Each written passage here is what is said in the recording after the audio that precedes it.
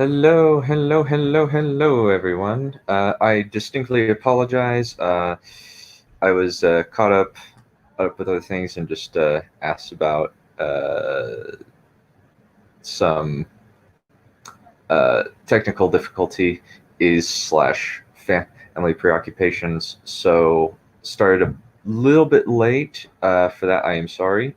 Uh, I am going to bring in my guests. Welcome to Charlie. Oh, Kushu.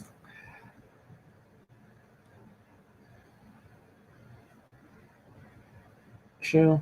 Hello, everybody. It's nice to see you as usual.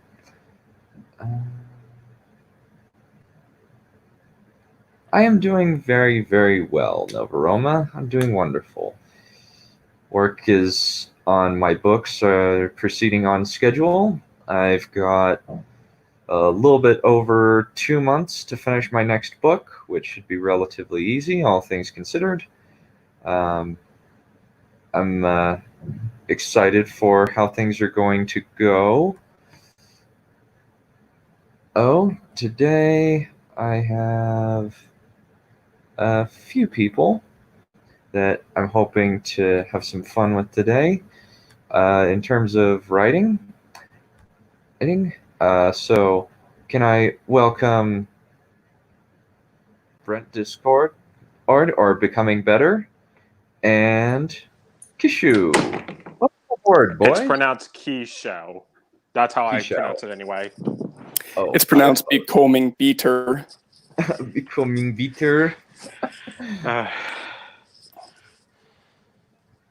And Yokai is here as well. Great. Hopefully Hicks Harper should be turning up in a little bit. I just barely sent him the link. So how's everybody doing this fine Sunday afternoon? Doing all right. How about yourself? Doing good. Had a fun discussion on Twitter about fantasy histories. On whether or not Aegon the Conqueror is a just guy, and I'm like, interesting. How about Hello. now? Can you hear me now? Yep, I can hear you. Hello. There we go. What's up, Neph? What's up, Neph? I'm good. How are you guys? Doing very well. Yep. Doing very well indeed. Okay. So, we got... There we go. Alrighty. Nice. Okay. I think Hicks Harper should be coming on in a bit. You know what, Drake the Duelist? Just for that, Okay. I'm making pizza. Cool. Okay. Okay. And hi, Just for Blue.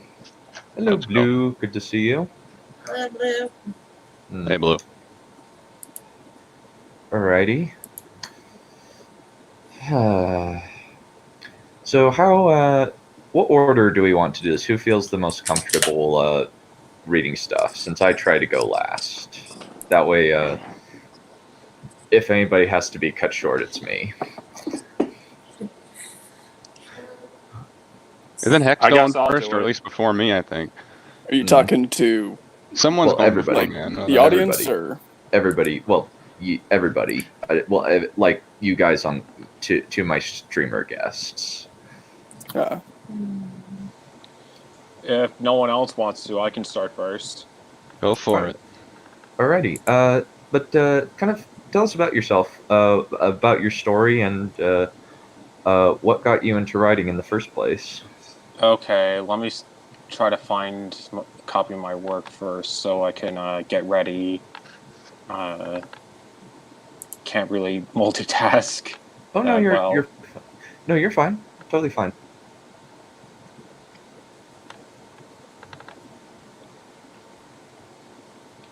Okay, so my screen name is Keisha the Badger. the full name that I use on different forums. My real name is Charles Calkins. I graduated in 2014 with a English writing degree and minor in philosophy. Blah blah blah. I guess I was always interested in storytelling and writing, but never really realized it. I have a mild case of Asperger's syndrome, so my learning was kind of more of an exponential growth than like a gradual one. And I used to be like really into math. I probably still am, but kind of lost interest after how fucking ridiculous calculus was and how it seemed like every smart person back in the early centuries just made up these laws after them and named them after themselves just to get a little piece of immortality, which was honestly kind of ridiculous. But I liked reading when I got into like high school. It's like picked up a lot of library books in my spare time, like Discworld, The Naming, stuff like that. Even some weird off one-shot ones that I forgot. But anyway, I also liked playing video games, especially the JRPGs, because I always loved how creative those stories were. And when I was in high school, I think that was the point where I seriously started considering writing, because before it was just a hobby. Like, I had a fan fiction account for years when my sister was into it before she stopped because of different interests. She grew up to be a stained glass designer in the end. And I took a creative writing class in high school, and I really loved it, and even like aced it. At the time, I was playing this game called Class of Heroes for the PSP. It was basically Dungeons and Dragons kind of skinned game set in a fantasy high school, only you didn't really do classes like in Persona. You had the illusion of doing classes as quests while you just kept going outside and fighting monsters, traveling between small town hubs for experience and locations, blah blah blah. It was kind of basic and as weeb as you can get, I guess. So yeah, it was actually I actually wrote this story that I'm gonna read, Demi-Hard, kind of based off the premise.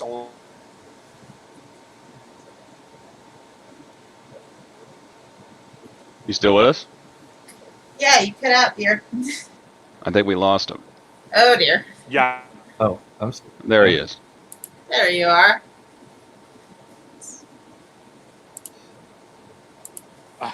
Jeez, I got disconnected again. I couldn't hear sound, and I don't know why. I think it might be my internet connection, even though I'm using my phone. oh, sorry, I almost forgot somebody. Yeah, it's been happening to everybody lately. Yeah. Anyway, how much did you hear before I got cut off?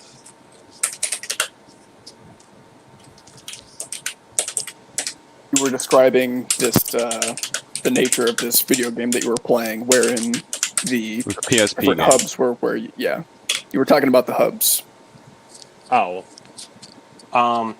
Okay, as I was saying before I got cut off, I kind of based the story I'm going to read, Demi-Hard, on that game, but only very, very loosely. Like, I have three characters from that party as characters here, and I just sort of ran with the concept of half animal creatures, because in Class of Heroes you had like all these fantasy classes like human, elf, gnome, celestial, angels, demons, etc. And they kind of look like very cutesy anime anthropomorphic half-breeds. Like with there's even a Drake class where they're basically dragon people. And what else? I've been thinking about this for like the 4 years I was in college, the story, because I met a good friend at the time who was also a writer. I haven't seen him since graduation, sadly, but that's neither here or there. The idea was kind of like, kind of grew to a sort of commentary on how society is going downhill. Like, there's racism, of course, and elitism. There's a war going on between human factions and animal tribes, and there's a technically third race of people that are half human, half animal that they despise equally. Like, they're just like the black sheep or the Rudolph of the group, or the races. And kind of based off this, I like to think I thought of this idea before I played the Trails games, like Trails in the Sky or Trails of Cold Steel. People, when they die, they leave behind these crystals that can be used for like magic or refined for currency. Animals tend to have the more varied bunch. Like, they could have like fire gems or earth gems or wind gems that are used for magic, but when humans die, they just leave behind clear crystals because they are more balanced and not attuned to the natures like animals are. Like, I had a whole creation myth written out. Like, humans are the race of order made by the god of order, and animals are made by the god of chaos. I even gave them names based off anagrams. Like you cut out a little bit there after the describing how humans have clear crystals because they're neutral, balanced, and don't have as close to nature attunement as animals. Okay. And as I was saying earlier,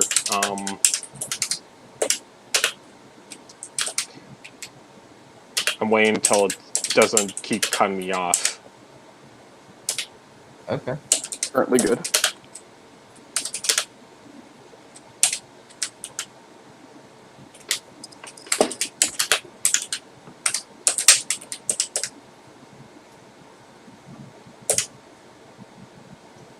And so in what capacity are humans more balanced? Like what they're balancing between what elements? I'm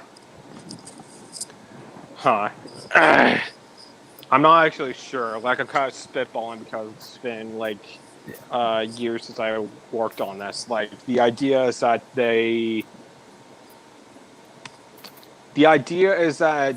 it would be more profitable to kill animals for the crystals than it is to kill another human, based on like the order society, because magic has value and stuff, and you have crystals that you blend together to create stronger magic, or risk blending certain opposing elements and they like cancel each other out and break and dispersion stuff. Basically, crystals are like souls that are left behind when people die, and since animals tend to, like, I don't know, live more unbound lives, reproduce faster, live naturally, cut off the there. crystals are just like in abundance. Man, this is going to be. So wouldn't the animals be more balanced If I the don't magic know, is maybe, derived like, from nature, wouldn't the it, I get what you're saying. It's like this idea is mostly like a commentary on like capitalism, I guess, like how greed can like create evil or something. It's been a long time, so maybe I don't remember all of it very clearly. I'm probably just making shit up as I go. it's Oh, not the worst thing to make shit up as you go, because then you can look at all the shit that you have and then start drawing lines between it.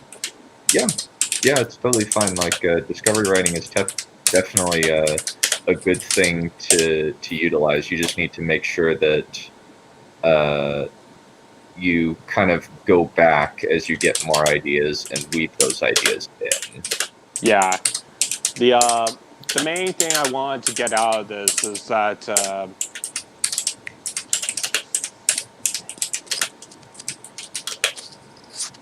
Yeah. So, yeah, I'm trying to think of what to say now. well, it's fine. I think that seems like a really good summary of your stuff. Would you like to read off your section that you'd like to read, or would you like someone else to? I wanted to read it, but I'm worried that it might not go through because my voice keeps stuttering. Or so You want to just would send? you have less? Would I, someone else have less trouble of cutting off or something, or would it make no difference? I would imagine that Dunn is more connected to his own stream, so I would say it's probably yes. yeah. Probably yeah. So yeah, you can probably just send like maybe just like send the section in like a couple of texts via Discord, and I'll just read it out. That way, you don't have to worry about sending a whole doc to me, unless you want to Okay, do that. I'm trying to think of the best one because more than anything, this is also kind of a love story and a fantasy. So let's see.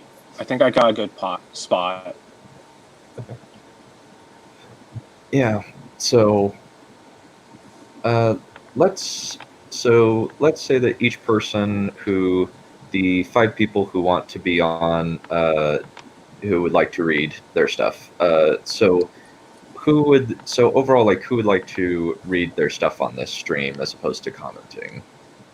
So I know Yokai, Hex Harper, and Dunkle Stan, and Kishao want to. Oh, I wouldn't mind going last.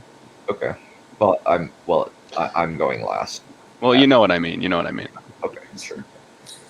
So how Semantic long Dragon. should these segments be? Well, I actually did do a bunch of female voices in the last time that I read my stuff, so you don't have to worry, Semantic Dragon.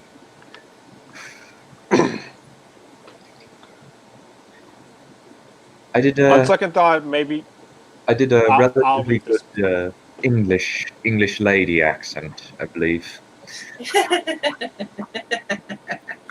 Could Neph not do the female voices? I wouldn't have anything in front of me unless, of course, done shared, but maybe. Would Neph like to read mine and then do the voices? Sure. Okay. Sorry, Neph, didn't mean to throw you under the bus there. Oh, no, it's fine. It's fine. I've got some stuff I want to read anyway. But I can go later. Okay. Okay. Okay, so how about the order go with thusly? We'll go with Kishao first, then Neph, then Hex Harper. Would you like to go next, and then Dunkelzan, and then Yokai will go last of the guests, and then I'll go last of all. Third is perfectly fine with me. By the way, how long should these be? I'd say everybody gets about 5 minutes to pitch yourself. You get, and then you get 15 to read your stuff. I don't need that long. Okay. Yeah, me neither. I'm just choosing one random scene, and it's only gotta be like 700 words, 2 pages. Okay. It's not gonna be like very You have the buffer of 15 to 20. That way we try to keep the stream like relatively nice, tight, and concise, so that people can read it, can be able to kind of digest this. Yeah, I don't. Mine doesn't have no. Mine's about the same length as Keisha's, so it's not even 700 words. Oh God, you're silly.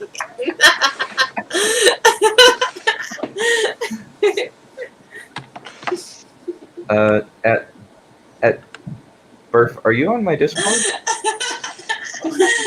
Don't have them like that. Are you at Burf? Are you on the Discord? Oh, somebody seems to have. No. I just Okay. Yokai. So, yeah, Burf, if you want to sign up to be on next week's stream, the current roster is empty. So if you want to be on there, or use Semantic Dragon, I would be down to put you on the roster. And if you want, I can read your voice. Read it.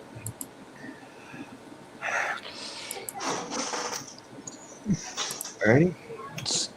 I want to explain a bit more before Neph reads. You got it, right? Yep, I've got it. Thank you. So, like I said, the idea is that it's a love fantasy story, but more emphasis on the fantasy kind of questing. Main story follows around this one young boy who has a pet liger. I know, very original. I was into swords at the time.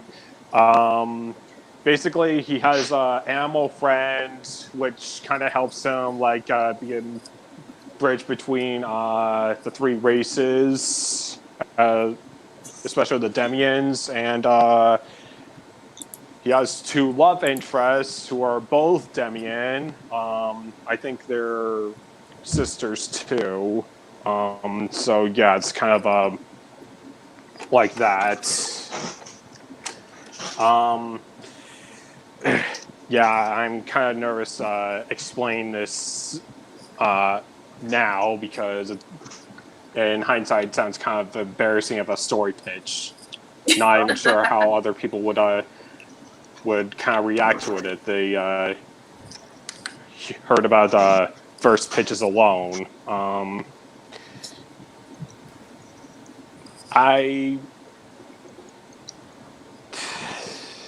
It's based. Whatever, to be honest, whatever is your passion, am just dude. kind of what? Whatever your passion is, dude. Nobody's gonna judge you. This is a Nope. Okay, well, I guess I was kind of influenced like how flimsy or not so committed like the Japanese harem type of shows are. Like one guy gets the attention of so many girls but never really commits to any of them even until the end, and it was like there's potential into like looking into like the I don't know, polygamous side. So this was just like a attempt at writing that, but obviously very more low key, just focusing on like 2 people instead of like I don't know 5. So, what quality is it that attracts this? Attracts people to this character? Well, being nice and honest for one, and strong, courageous, obviously, but and understanding. That's what I think, anyway. Not that he's completely perfect or anything. Like he'd still be like I don't know, a bit slow or just doesn't catch things right away, and He's autistic. I don't know. Again, it's Would been a that be while accurate? since I've... What? Would it be accurate to describe him as autistic or something to that effect? Oh, jeez. Oh, my God. That's not a negative thing. I mean, I No, have it's kids, just... so. I'm starting to realize that he's probably like me. Everybody does that at first. Don't be ashamed. Yeah, Yeah, don't be. I used to do it all the time. I did it all the time. I still, to a certain extent, like using dark-haired, pale protagonists, but I try to mix it up a little bit. Now, so what is this person's role in society? So you said that he's kind, honest, understanding, and all these things. How does he go about demonstrating these? Like, is he in a position of power, and that's not a common thing? Oh, no. Or? From humble, works at a fishing town, which is obviously not where I'm from. So I guess there's a good disconnect from there, at least. And is just goes with his instinct on what's right or wrong. I guess, even if it's not easy. Is the character impulsive? Not. I don't remember. Maybe, like, impulsive to help, I guess. Yeah, but like a look before you leap type, where he'll like try to help somebody and it winds up blowing up in his face to a smaller or greater degree. Yeah, I think that's true. I mean, okay, that's a good thing. That's enough for differentiation for me, because I usually don't like getting into conflicts, but he jumps into them anyway, even if it's like a giant murderous wolf about to attack someone else.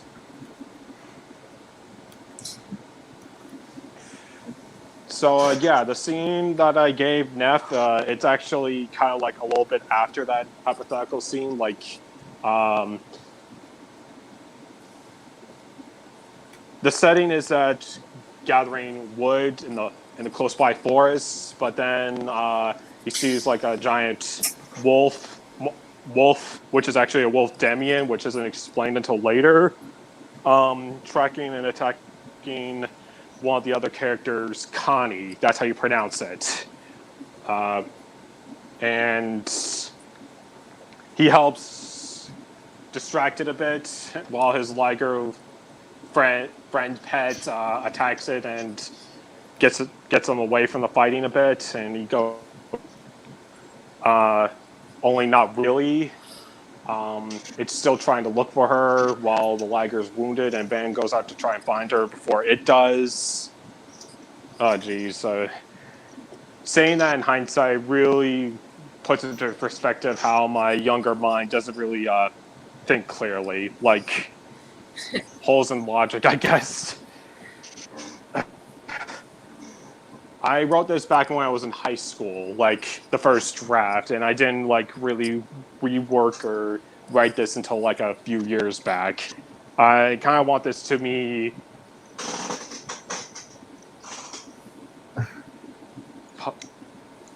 like my first publication or something, like my most famous or something, and I really want to work hard to kind of make it work. Like, I don't know, maybe have it called classic literature in the fantasy genre. That'd be great, even though it'll probably never happen. But yeah, I've been rambling too much. Who wants to hear it? I'm interested to hear it. Let's do Excellent. this. It's a short. Shall I begin then? Go ahead. Kenny Bright exhaled deep breaths in her hiding place. She was able to lose the wolf when going deeper into the forest, where trees became more apparent. Deep breaths in her hiding place. She was able to lose the wolf when going deeper into the forest, where trees became more apparent. Deep breaths in her hiding place. She was able to lose the wolf when going deeper into the forest, where trees. She was able to lose the wolf when going deeper into the forest. What the hell is happening? I don't know. Yeah, okay, I was about to ask, is anyone else just hear it looping? Yeah, it's Yeah, What the hell is happening? I don't know. like a psychic echo. okay, but sorry. What the heck happened? I thought the character just kept losing the wolf. No. Okay, but sorry. What the heck happened? I think that was me. Sorry. Yeah. Okay. More apparent I as have the I have the YouTube on my computer while also having this playing on my phone. So I was playing on like hearing. mute one of them. Okay. All of them but one. Yeah. I can mute you if I need to, but like, yeah. Shall I start over? Because that was weird. Yeah, thankfully I Yeah. don't. Sorry about that. Yeah, no Go problem. Okay. Connie Bright exhaled deep breaths in her hiding place. She was able to lose the wolf when going deeper into the forest where the trees became more apparent, as well as a thick mist. She quickly hid under a log, really a makeshift bridge over some water. She had just taken a bath, yes, but with her life in danger, she cared less about getting her clothes wet and more about throwing off her scent. It wasn't like anyone can see them through her cloak anyway. To think it could be after her while she was changing after a bath. Hearing the wolf pass by, she quickly covered her nose and mouth, hoping her breathing didn't give her away. From where she stood, it loomed over the end of the log, sniffing it all over. The nose moved away towards the near gap where the stream was. Kenny felt her blood run cold, desperately keeping away in silent steps while keeping quiet. The wolf was getting close, real close. Connie didn't know what to do. She couldn't outrun it. She couldn't hide forever. Her best option was to leave the second the wolf had left, which was unlikely. She couldn't leave yet, anyway, not until she found it. Connie felt the back of her cloak twitch, almost begging to her to go with her instinct, and no, she couldn't. She wouldn't. She promised never to fight, never again. After long, tense minutes, the wolf growled in frustration and leaped away.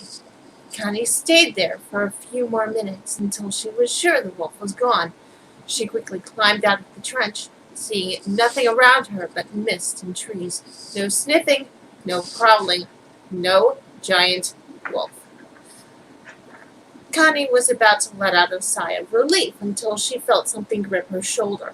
The cold, foreign touch was enough to send shivers down her spine, despite the fact that her shoulder was covered by her cloak, as well as the rest of her body. In a desperate act to break away, she quickly whipped around and threw her right fist as hard as she could.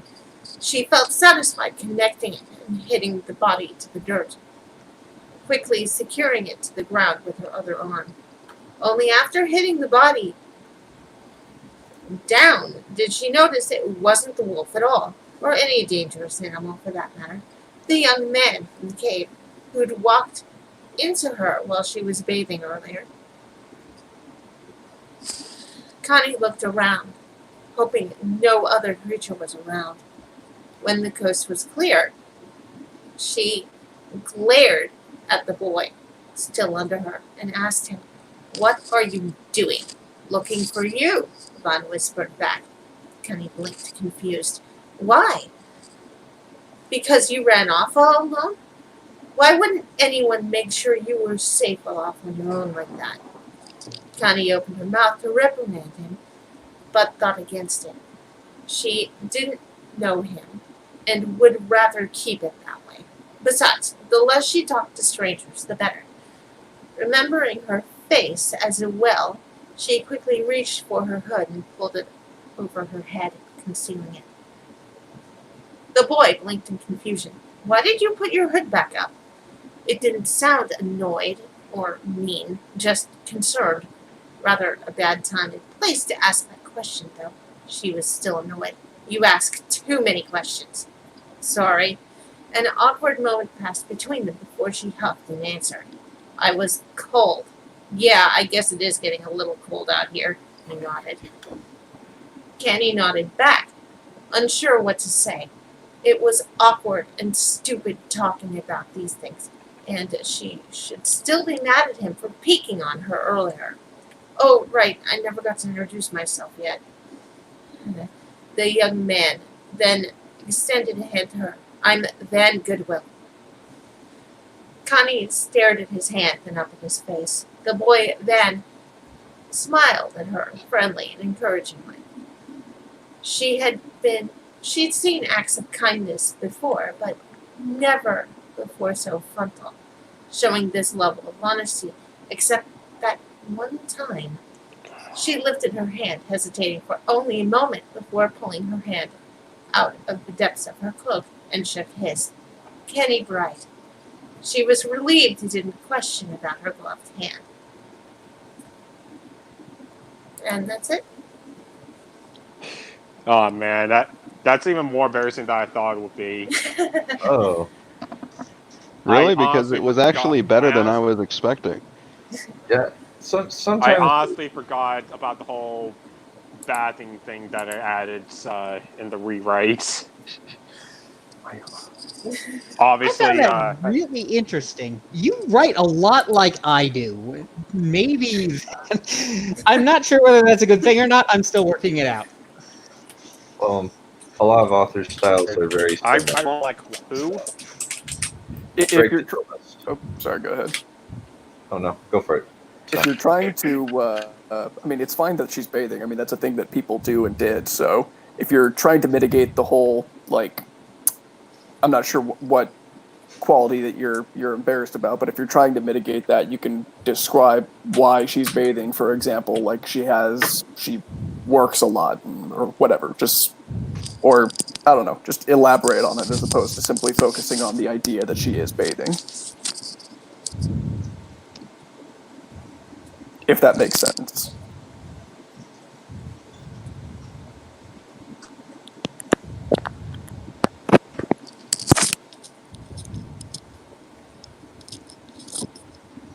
Did I destroy the stream?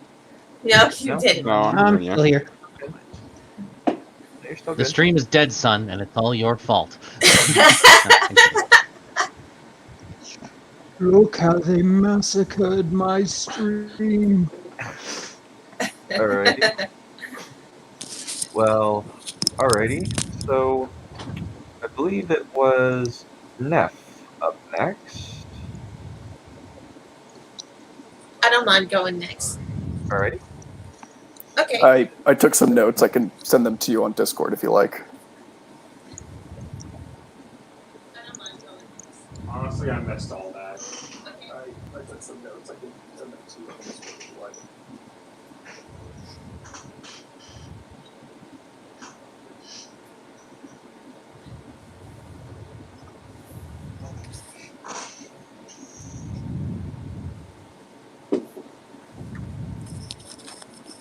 Are we waiting for something?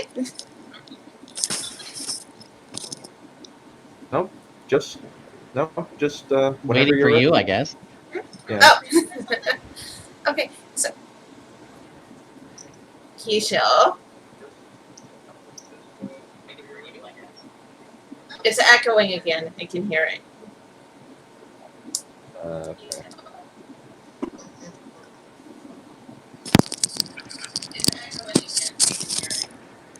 Doesn't sound echoey, but Sorry, I'm hearing one.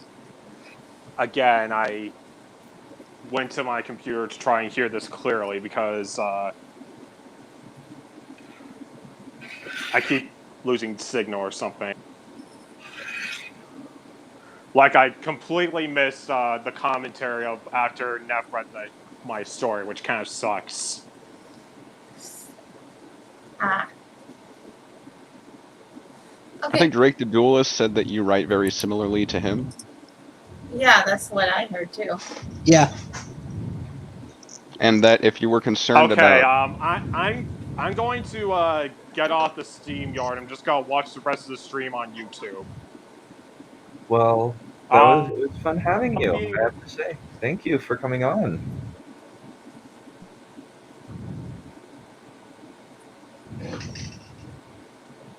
I'll just talk through the comments for now on because this is like, I'm glad I got mine out of the way, and yeah. What you need is headphones, dear. Yeah. Gaming headsets, Black Friday sales, stock up like crazy. Yes. I just got them the most expensive one I Get could like get my 18 hands of them just in case. on. Or get one luxurious one with insurance. Yeah.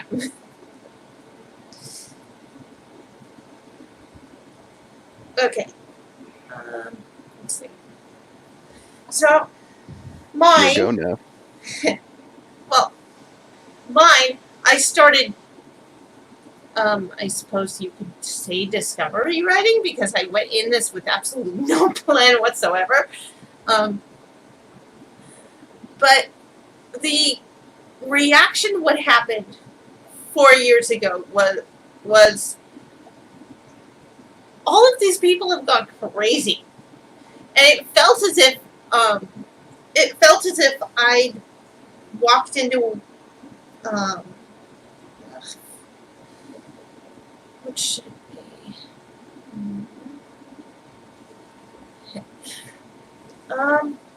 yeah. So this is more a reaction to the political climate of the country and the fallout than actually political. I hate politics. I can't write it to save my life. I find them boring as all heck. So it kind of felt like everyone had been brainwashed with how even normal people were acting all crazy. So I've called it a nation salvation. How one determined group saved their homes is the subtitle. Should I just begin? Or Go for it. okay.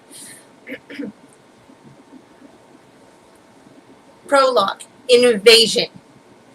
It's such a simple word. Simple, with 4 definitions. The mere mention of the word sent a shiver of fear down her spine. She was only lucky that she didn't live closer to ground zero. How long had it been? When was the last time anyone had been able to go outside and feel safe without a gun hidden on their person somewhere? Weeks, months, years?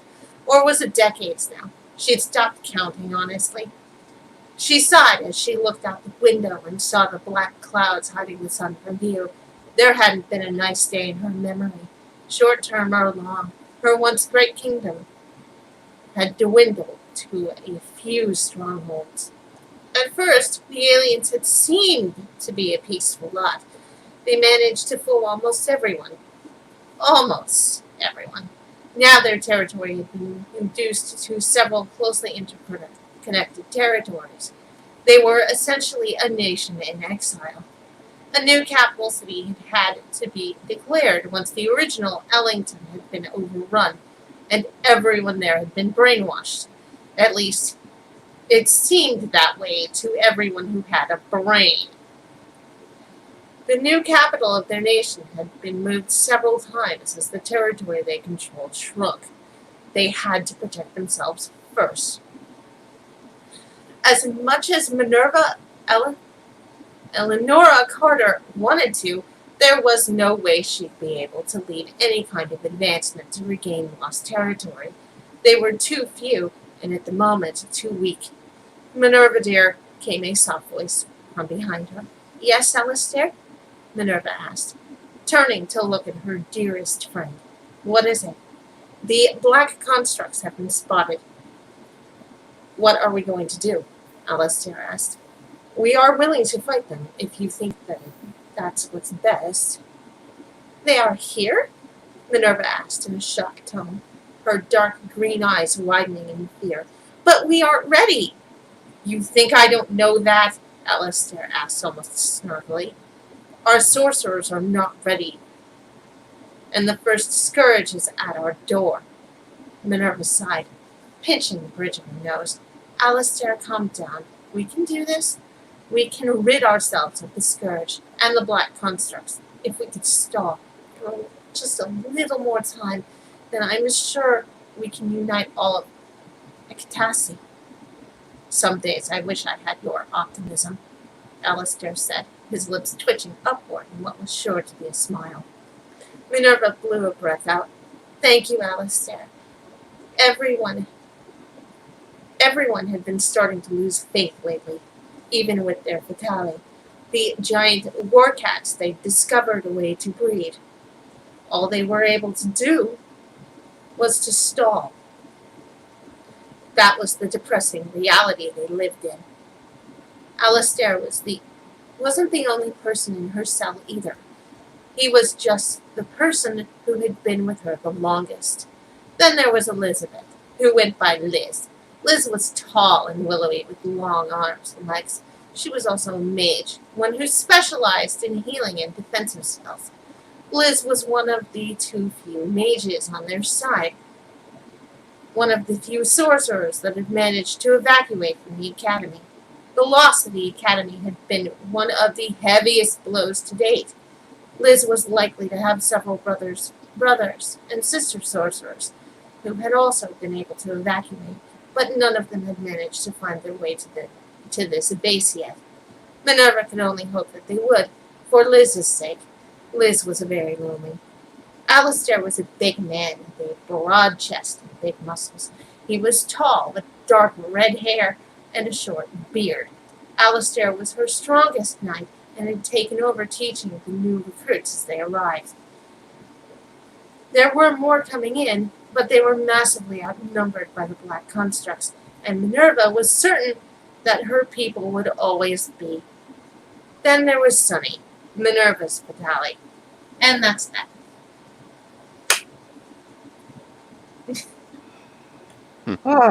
Lovely. I enjoyed that. Thank you. As you could probably... I usually find descriptions of characters to be intrusive, but it felt very natural here. I tried to be not very descriptive at all, but I knew that I needed to describe them somehow to give an idea of their basic shape. So tall, willowy, broad shoulders. I tried my best not to use any flowery language because I know that way lies. Oh my God, that's a Mary Sue. Well, you can use purple prose to be stylistic, but again, it has to be. You have to be confident that you're being stylistic with it, and not because like this flamboyant character came in, you're being overly descriptive of just them, unless you're being silly with the character. Yeah. I think a good example for use of purple prose would be Edgeworth's dialogue in the Ace Attorney games, because it's characteristic of him to speak that way. Yeah, I find that I have problems I find myself doing purple prose a bit too much. So I tried very hard in my description of the characters to not do that this time. Mm-hmm. So, with regards to, you seem to be concerned about describing them physically. A way to balance that out might be to pair it with a brief description of their personality. So, for example, with the larger guy, you could say, tall. I'm not going to do prose here, but a tall guy with a broad back, although he always managed to find his way to slink into the background or the corner of a bar or something like that. Yeah. Thank you, Occupation Army. So, yeah, as you can all probably tell, I got quite a bit of my inspiration from the Dragon Age games as well.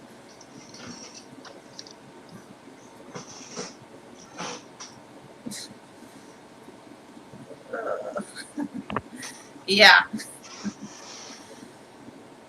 You could also describe how they got those properties. So once again, with the big guy, you could find a way to work into how he got those large muscles as perhaps a field hand or a knight or something like that. I described him as a knight a little later on, or maybe it was before. There you go. Yeah, so he is a knight, so he works out.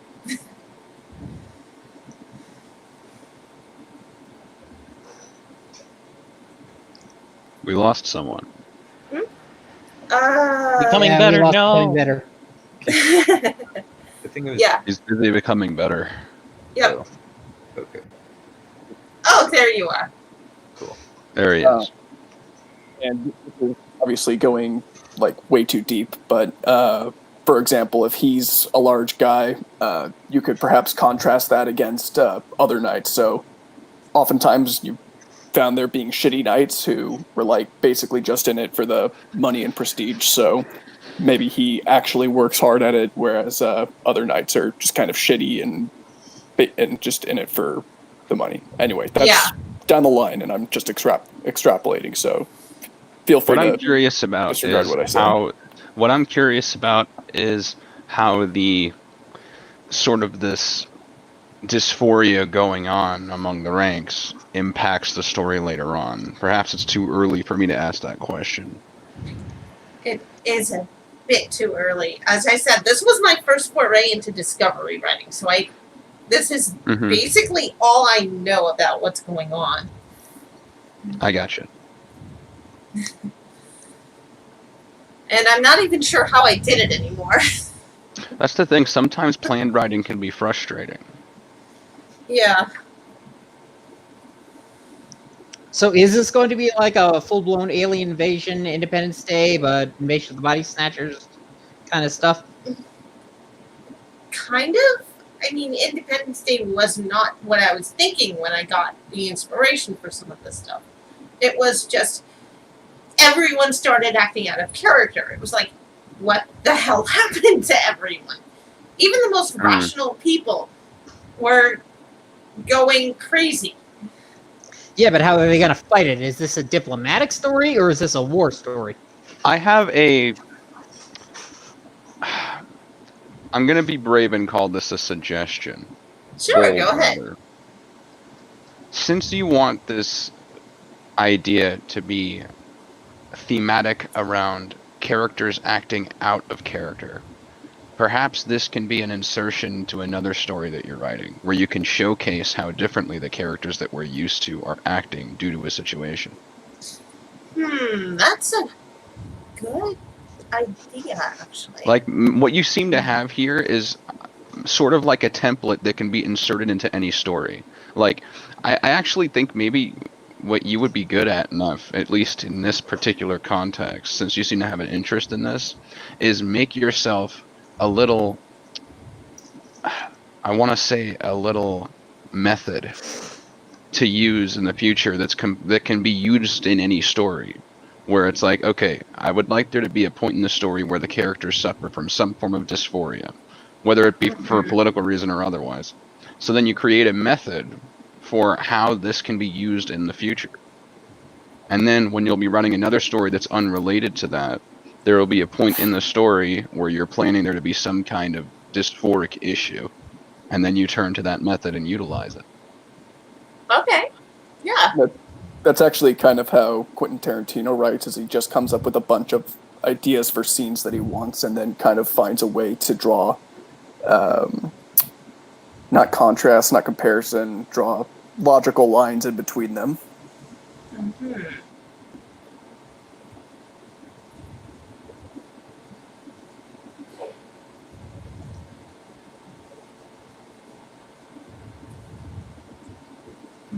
The reason I suggest that is because I don't know if having a dysphoric approach, if you want to showcase people acting out of character, I don't know if that's effective for what you're trying to do, because this is an opening. I think it'd be better if it's something that happens in the middle of another story.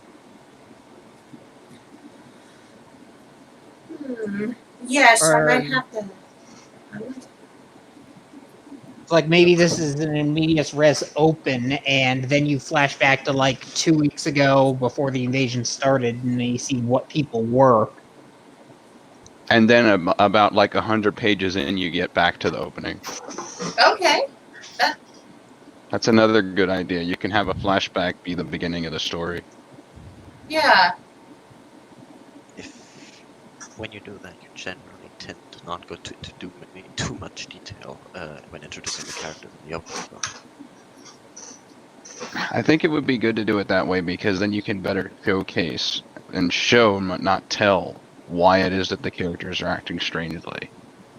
Yeah. Because and if you just open it this way and then continue from there, we're kind of just taking your word for it that they're acting different. I'd like to draw that conclusion myself. I think your descriptions are spot on, and I like the idea.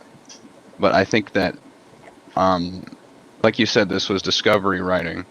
I think that, I'm sure you have other stories that are more planned out, right? I do, yes. Maybe insert this into one of those, or make a new planned story that utilizes this. Maybe, yeah. Yeah, that's probably what I should do. Especially since you don't seem to know what you want to do with it. Yeah. That's my recommendation for what you do with it. Okay, thank you. Yeah.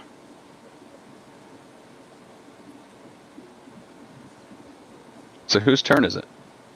I believe it is Hex Harper. All right, Hex. Let's do it. Yeah, I believe it was mine.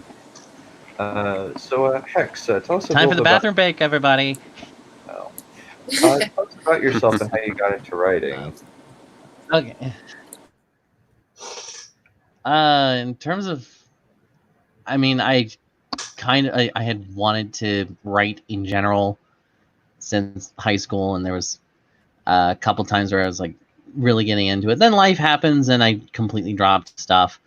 Then sometime last year, I read Hirohiko Araki's manga in theory and practice, and I was like, I kind of thought like, what if I wrote comics or something like that? And then the whole Dr. Alpha thing got announced. I'm like, okay, yeah, I'm totally going to do it. So I started learning how to write comics and whatnots. And unlike David Benioff, I actually read a book on these things.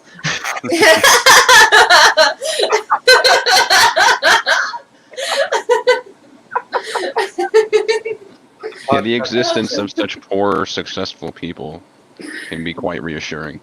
Yes. I think that Neph liked that joke. I did. Well, I think that my section that I'm going to be reading is going to contain a couple of pot shots that a lot of people will find amusing. I'm sorry. But the backstory behind what I submitted for today was because back in March, Gail Simone did her comic school thing on Twitter, and in April I decided like, I'll poke at it, see, if her advice is any good or anything like that. It was fairly cringe, but there wasn't really anything that I didn't learn better from my book, so it's like, 3 out of 5, ultimately harmless, whatever. Yeah, I made some terrible videos about it, and this was the result. At least it gave me an excuse to write.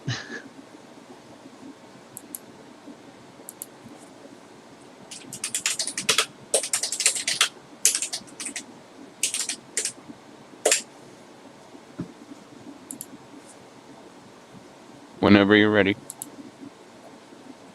And okay, I wasn't sure if it was like there was anything else. All right, I'll just go right ahead. It's Hunger by me. So page 1, panel 1, interior main room of a rundown cabin, 3 a.m. Only light sources are a hint of moonlight and fire in the fireplace. Snowing heavily outside. This is an RPG-ish fantasy setting, so whatever remaining furnishings and accoutrements in the house should fit within reason. Actual panel consists of what little remains of a broken-down bookshelf on the floor, and the sound effect of shh. Panel 2, kitchen area, the main room of the cabin. Just about everything wooden has been taken apart and gone. Shelves, cabinets, whatever. Shh. Panel 3, an old man sitting in a wooden chair, eyes closed, basks in the light of the fire. The old man has been dead for a while, but the cold has slowed decomposition down to the point he could be confused for sleeping, though considerably pale.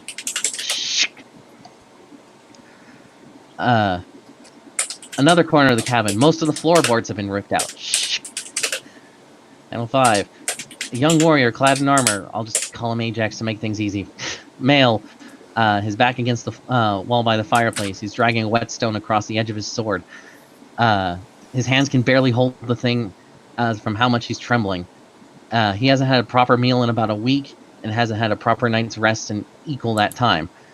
Every piece of wood he's been able to find is keeping the fire going in the fireplace. His demeanor is trying to maintain composure despite the panic he's going through. Shh. Narration caption, I won't let that thing get me. Panel 6, high angle shot of the entire room. Front door is opposite the fireplace wall. Second door to the fireplace leads to a bedroom. Monster's distant, unearthly howl fills the room, and I'm not going to read that out. Page 2. Panel 1, Ajax and a band of other adventurers having a toast in a tavern. All of them don't have to be fully in frame, but the party consists of 5 people. Most of them could be whatever you want, but the one that'll be featured more than the rest is a female spellcaster. Eve for future reference. Caption, 1 week earlier. Ajax, tomorrow we travel and slay the Frost Tyrant. Group, here, here, clank. Panel 2, Ajax noticing someone talking to him from behind, mid-drink. He's the big burly captain of the guard type. I wouldn't bother if I were you. In fact, I'd pack my things and go anywhere else. Ajax proudly gesturing to his companions while the guard interrupts him, looking unimpressed. Nonsense! The Frost Tyrant stands no chance against the mighty Ajax and his trusted companions. After all, if we find... You don't get it, kid. Panel 4. Close up of the guard's sullen expression. Guard, after 5 years, the Wendigos are making their rounds on this side of the mountain again. Just one near the town leads to sleepless nights and as it stalks hapless victim through the wilderness. Panel 5. Ajax acting somewhat indignant as the guard points to him having none of it. Ajax. I was like, we were told this is the fastest way up the summit. You can't just expect us to, guard. The fastest way up the mountain is wherever they're not, boy. Panel 6. Guard is sitting down in his chair. This is my final warning. Sound effect of the creaking chair. Panel 7. The adventurers trekking up the snowy mountain the next day with their packs and traveling gear. Narration caption. You will not be mourned. Page 3. Panel 1. Ajax pointing off the trail with his thumb. Like, I gotta drain the wizard. Yeah, that was a terrible joke from one of Spoonie's reviews. I just kind of stole it. Panel 2. Ajax adjusting his clothes, after finished relieving himself. Standing by a tree. The weather is suddenly 1,000 times worse with the wind howling and snow piling up. His party members are just shadowy blurs some distance away. Triangulating with Ajax and the party, is another amorphous, shadowy figure. There we go, and sound effect of the wind. Panel 3, Ajax fleeing in a complete panic away from the shadowy figure, casting off his backpack in the process. The figures of the party fleeing further up the intended trail. Then the figure screams again. Panel 4, over the shoulder of Eve, running as she looks towards the shadowy figure of Ajax running up the trees. Ajax! Panel 5, much later in the day, getting dark. Ajax is shivering, wandering through the woods, slightly embarrassed about what happened. Sound effect of crunching in the snow. Panel 6, Ajax finds a cabin. It's like, oh, thank God. Page 4. Panel 1, first person view of Ajax opening the door inside. Old man is sitting there, dead. Large pile of firewood by the fireplace. Everything in the cabin is untouched. It's like, hello? Panel 2. Ajax is putting his hand on the old man's shoulder. Excuse me, sir, you... him pulling his hand back, looking kind of disappointed. Oh, you're dead. I guess I'll leave you be. I can only hope you left some food behind. Panel 4. Split this panel into 3 mini panels. All of them searching clay pots, cupboards, or only to find spoiled or moldy food. It's like, spoiled. No. Damn it all. Panel 5. A slightly romanticized version of Ajax's backpack, overflowing with food, rations, beef, bread, jerky, whatever else. Caption, gods, I could completely lost my head back there. How could I have been so foolish to leave my backpack behind? Aside from my supplies, I had more than enough food to wait this out. Panel 6. Ajax's hand reaching for the door. Maybe the monster lost me. I guess I could just run back and get... Panel 7, high angle shot similar to the one on page 1. Unearthly howl fills the room as he stands by the door, ready to draw his sword. Sound effect of the screaming. Panel 8, fireplace with one log in it as the second log is thrown in. Ajax off panel, staying inside it is!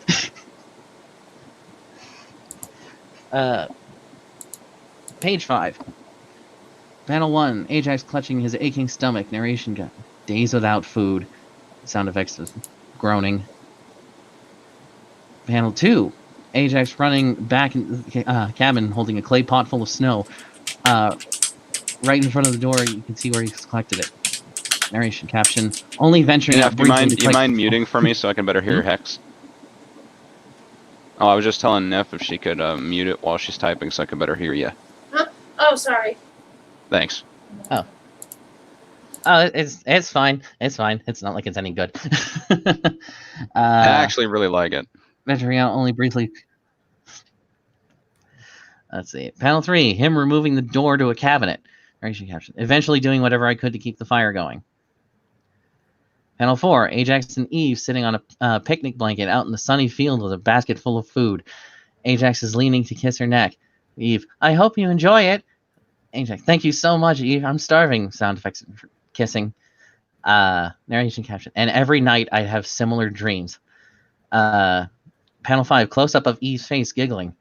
Eve, come on, cut it out. And just more kissing sound effects. Panel 6, the same, but instead she's freaking out. A tiny spurt of blood shooting from her neck. What are you doing? Chomp. Panel 7, Eve clutching her neck in utter horror as blood sprays everywhere. Ajax stares blankly into the distance with a chunk of her flesh in his mouth. The sky now red, and there's a silhouette of the Wendigo in the background. And now for actual design of the monster, I was kind of basing it off the Pathfinder interpretation. Humanoid, feral elk head, sharp antlers, glazed over eyes, sharp claws and teeth. Eve screams. Narration caption. And I just wake up even hungrier than before. Panel 8, Ajax snapping alert. It's coming. Page 6. Panel 1, Ajax yanking the chair out from under the corpse as it falls to the floor. Arm on his back. Ajax, sorry, I need this. Thud. Panel 2. The fire picks up with the chair inside the fireplace. Ajax holds the blaze in the flames, making it glow red hot. He stares intently towards the door. Boom. Panel 3. I think this panel would be interesting. The camera angle was set in back of the fireplace. The front door slams open. The partially lit Wendigo stands ominously in the doorway. Wind howls into the room, suppressing the flame in the fireplace. Slam. Panel 4, Ajax gritting his teeth, gripping his sword tightly. Grr. Panel 5. The Wendigo standing there as the light gets dimmer. Still want to keep the monster at least partially concealed in the darkness. Maybe to show a hint of glazed over eyes. Panel 6. Ajax screaming and charging across the room, ready to strike with his glowing hot blade. Rah! Page 7. Panel 1. The next morning. Even the rest of the party walking through the woods. One of them is carrying an extra backpack, Ajax's. All of them look a hell of a lot worse for wear than before. Caption, the next morning. Party member 3. I'm telling you, there's no way he could have lasted out here this long.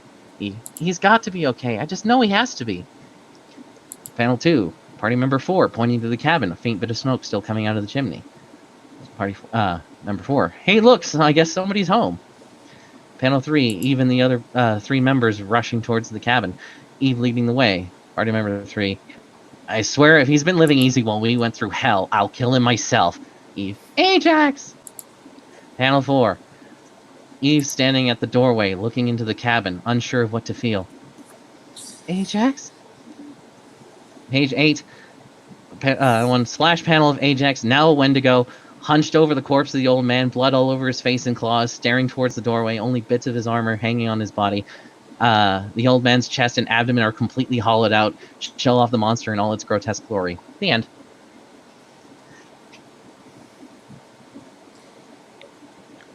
It's like if Twilight was well written. Yes. You're following the more interesting character.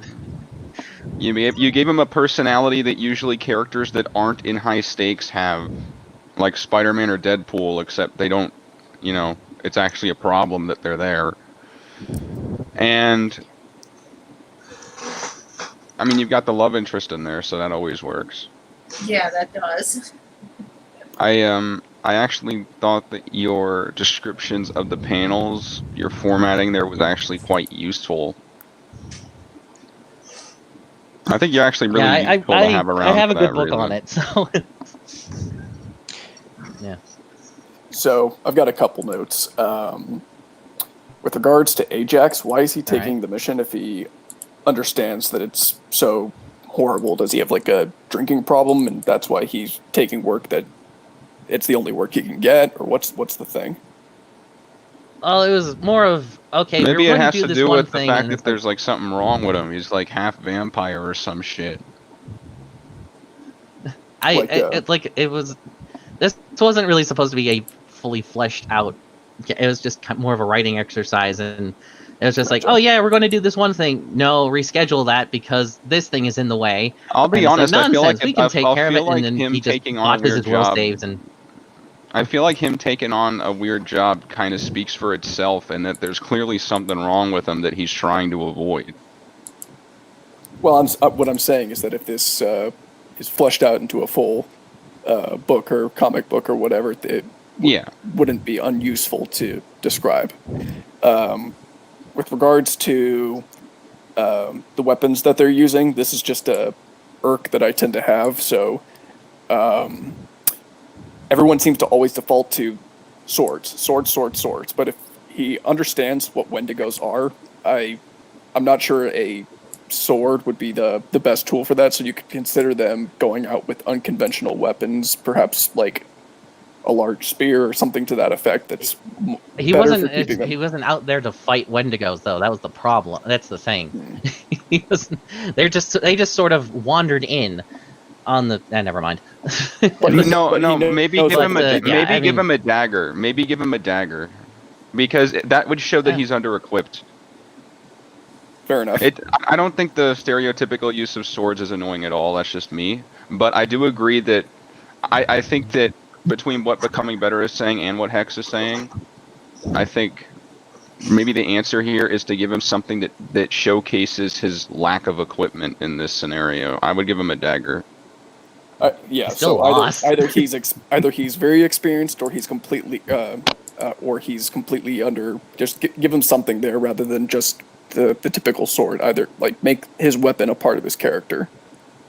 Yeah, I agree with that actually. Okay. I think there's actually I would go so far as to say there's actually a missed opportunity there.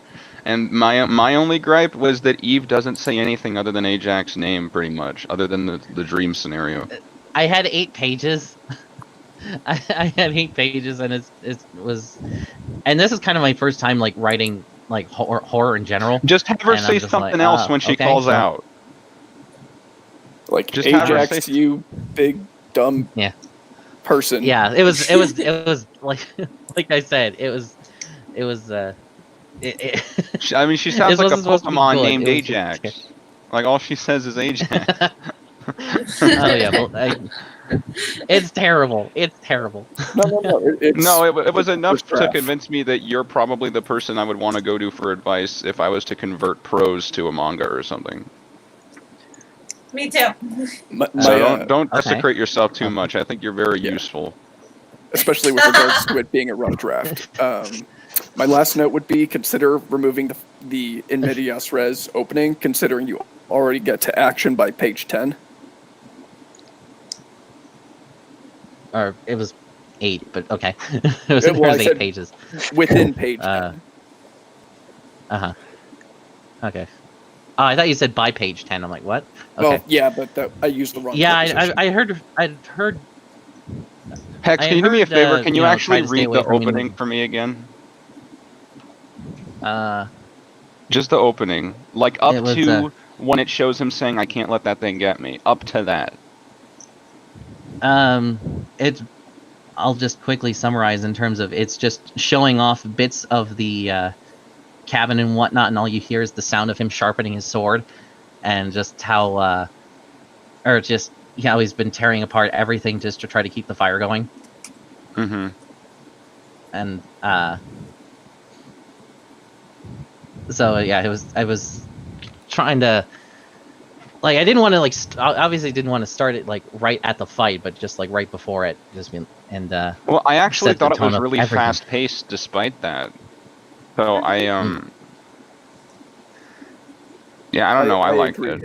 It's dense in its details, but just as a general rule, if you have 2 hooks, essentially, so you have the hook of the mission going wrong, and you come in seeing the results of the mission having gone wrong, and then immediately jump into them starting the mission, and then the mission going wrong, but all before page 10.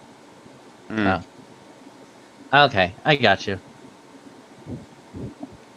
Yeah, I still have very limited experience with writing script and whatnot, and one thing I had sort of learned was reading the script to Lady Midnight and the Jolly Goodbye is reading the script was very different from how it actually turns out on the page when it's drawn and whatnot. There can be just a load of difference there, where it's just like, oh, okay, it's the story's good, but whatever, and then you actually see it and whoa, this is fucking awesome.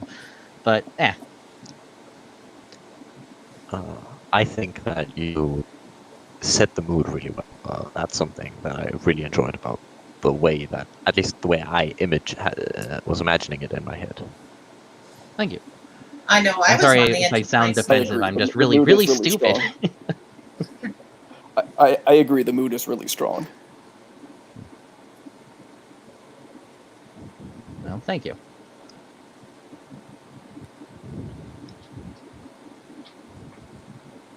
And I'm garbage at reading aloud, so there was also that to worry about. I don't like reading out loud either. I don't particularly like it either, but I have to do it. Yeah, I have a program that's not good with inflection, but it reads stuff out loud, and I use it to get mistakes that I overlook. I use narrator as well. Yeah.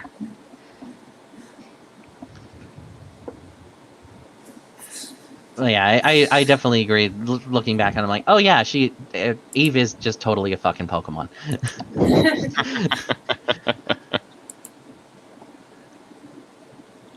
Hey, Ajax! Ajax!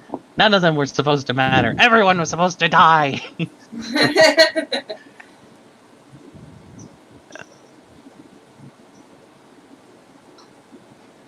Alrighty. Sweet. Alrighty. I believe the next person on the docket is Mr. Dunkelzan. Hooray!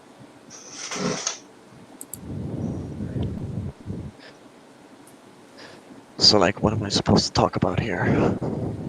So just tell us how you got into writing, what you like about it, what like your preference of genre, whatever you want to talk about.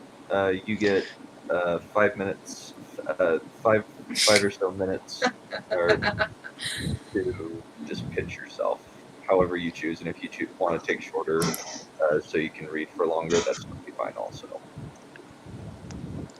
Alright, so I'm still young, and I am, I started writing not very long ago. I'd say about 1.5 months or something. I wrote poetry previously, but that's it. This is a fantasy genre, but myself, I don't. I enjoy fantasy and sci-fi mainly, but I also read modern, so I could see potentially writing something, anything in the future, depending on what I feel like at the time. Writing is definitely a hobby for me. I think I'll ever want to really go professional with it. And yeah, I guess that's what I have to say about myself. I would prefer not read it myself. I'll share a link here. You just paste that in, I guess. Anybody that can read it if they want to. You're a go, Neph. Would be. You're making me do it! Okay, fine. Fine, Don't worry, I'll be do it. reading my own. I'll be reading my own. This is your last one. Okay.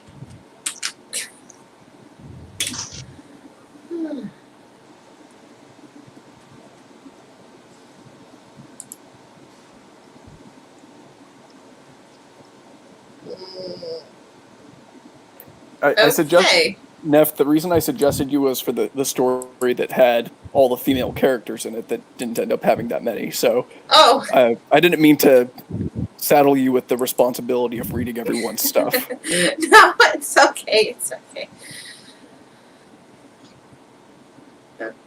Okay. Oh. She's not really annoyed. She's just being an anime girl about it. Yes. Yes. She's blushing at the storm.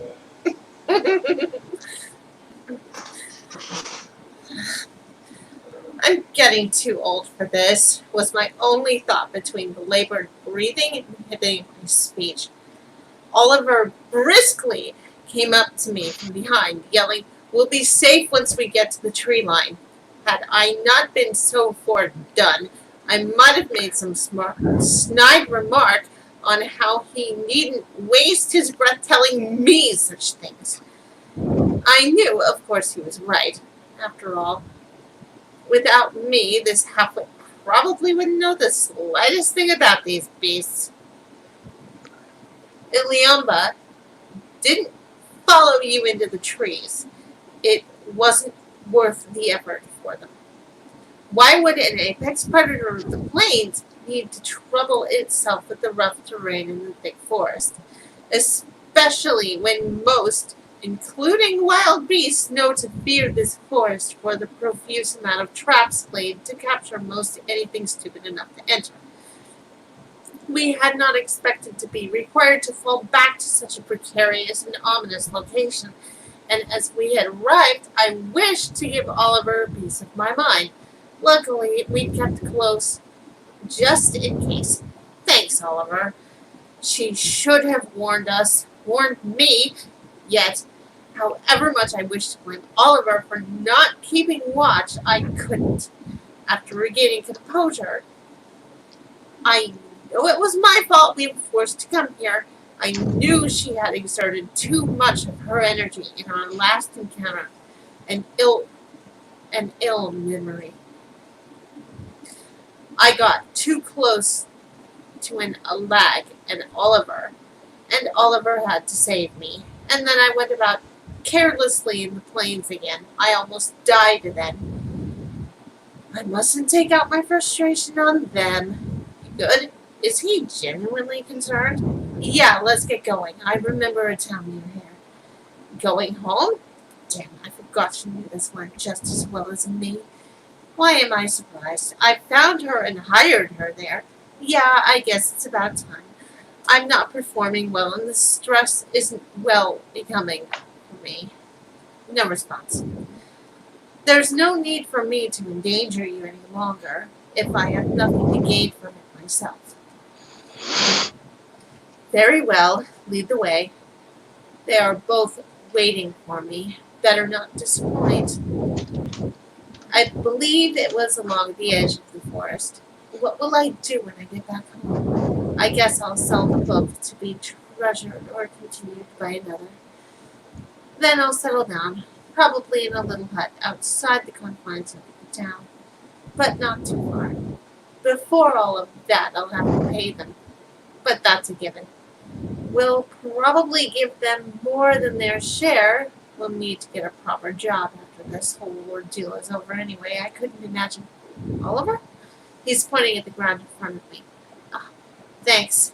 Why did I have to sound so forlorn? Why did I have to sound so dry?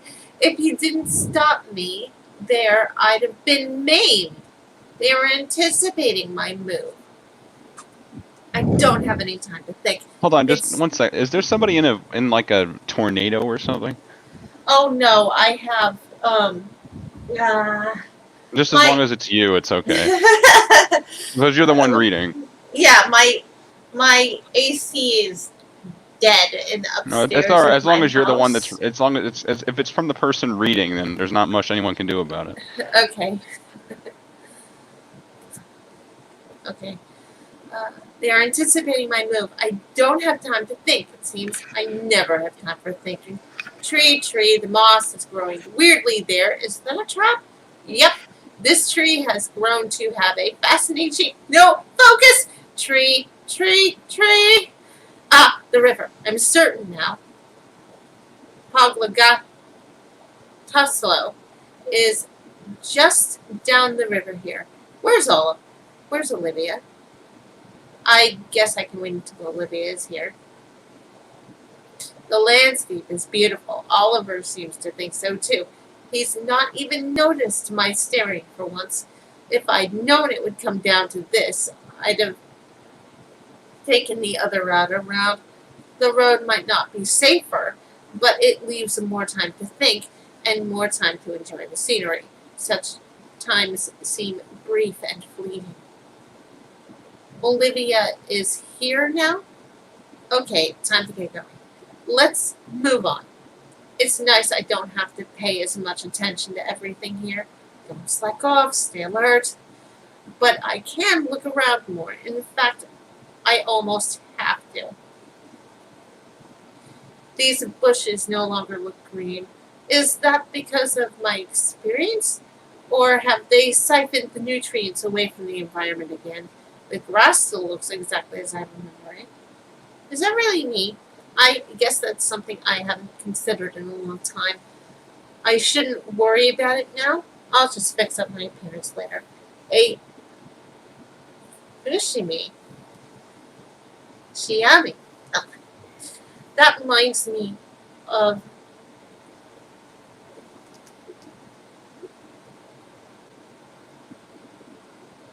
Toltapana. Back then, no, I shouldn't think of those times. Those memories are better left unexplored. Where is it? More. Back a bit. Page 131. It's gone. Why did I even bother? I can't stand to see my face right now. See something? Of course.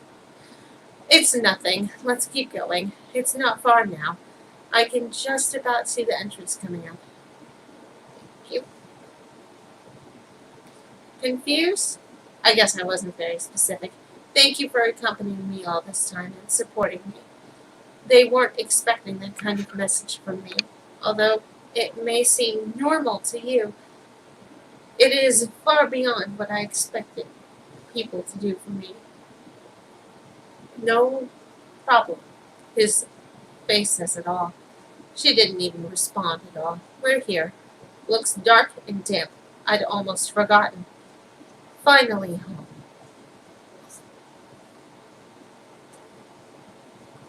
And that's finished. I would like to mention Oliver and Olivia are placeholder names, so maybe it was very smart of me to give them very similar names. Okay. Yeah. Placeholder names. Yay, Verdunkle's on. Yay! That was actually kind of confusing. You started with a bit of a wall of text. What I would do is I'd separate it into maybe 2 paragraphs instead of 1. The very first one. Because I almost lost my place at least once reading it.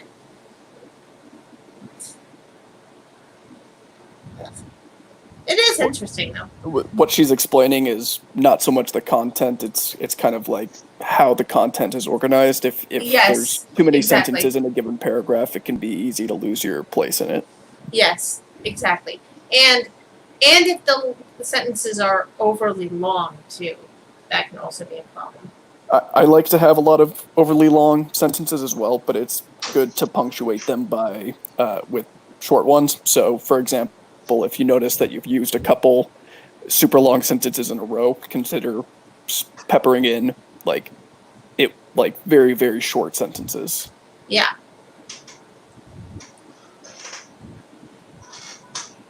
There are also some words that I wasn't sure how to pronounce, which is why I was hesitating. So pronunciation guide would probably be good too. Yeah, I do realize now that maybe, using words that are highly inspired by the Samoan language isn't too practical for the average English reader, so... You could also do the thing that books like Dune do.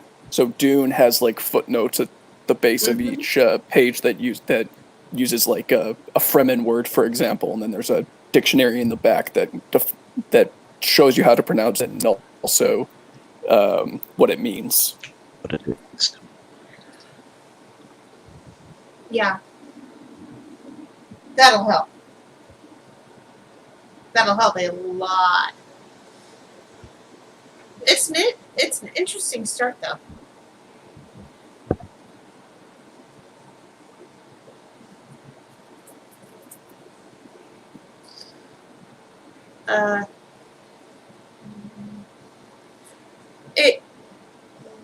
What were you going for? Is the character whose head we're in spacey, or because she seems very... I don't know if the word I want to say is random, but inconsistent. Incoherent, I think, is a better word.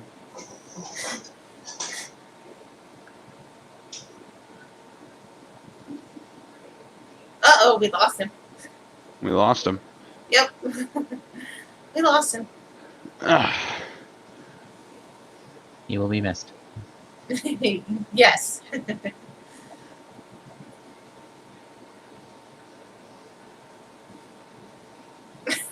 It's just put in semicolons.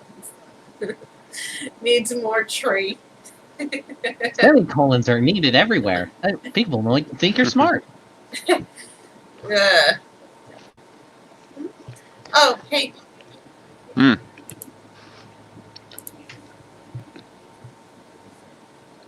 So, is the character supposed to be inconsistent or incoherent?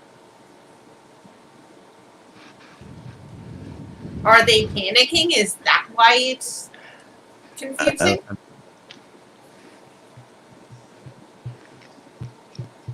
I think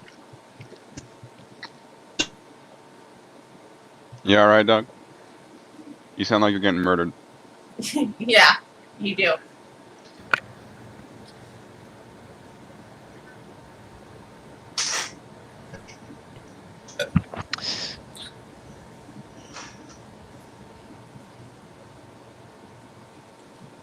can you hear me? There he is. Yeah, there you are.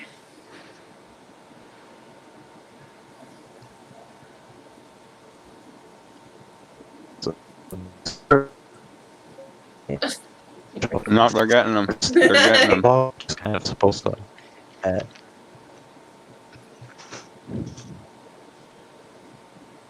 You want to try again? Nope, there he goes. Oh, we lost him again. Oh. Okie dokie. Yeah, the story I was going to tell is, anybody ever heard of Peter and the Starcatchers play or book? No. I don't think so. No, I haven't. Okay.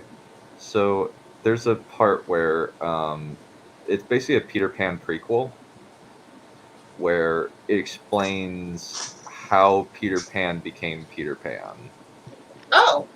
Okay. And what Black Stash, who becomes Captain Hook, in the play is looking for a rival to go up against. And at the end, him and Peter Pan just agree to be enemies.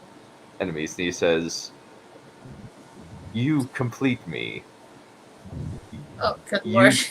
You are the semi to my colon." Please. What? Oh god. Oh, You gotta no. be fucking kidding me. Oh my god. My brain went to a very horrible image. I think. Oh, I yeah. My colon. Oh no. Oh, Oh, pizza no. Pan. Oh no. I think partially I that didn't was- know you could fit that much in there. Oh dear. Stop it. Oh, I my think the pizza part- pan. I think the part of it was I think that was the actor ad-libbing, but and he also said like you betrayed me. You made your bed, Pan.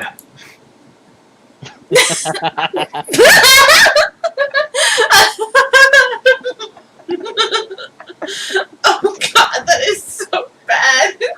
Is this like a character Yeah. that doesn't understand idioms? Oh. Well, no, I think it was ad-libbed by the actor, since everybody in the cast just turned away and tried not to. I can see why. That's so bad. Yeah. You are the semi to my colon. Oh That's so god, that is bad. so bad. Oh my god. Oh good lord. Oh. Am I back now? Yes. Yes. You seem to be. I'm sorry. Were there any questions that I?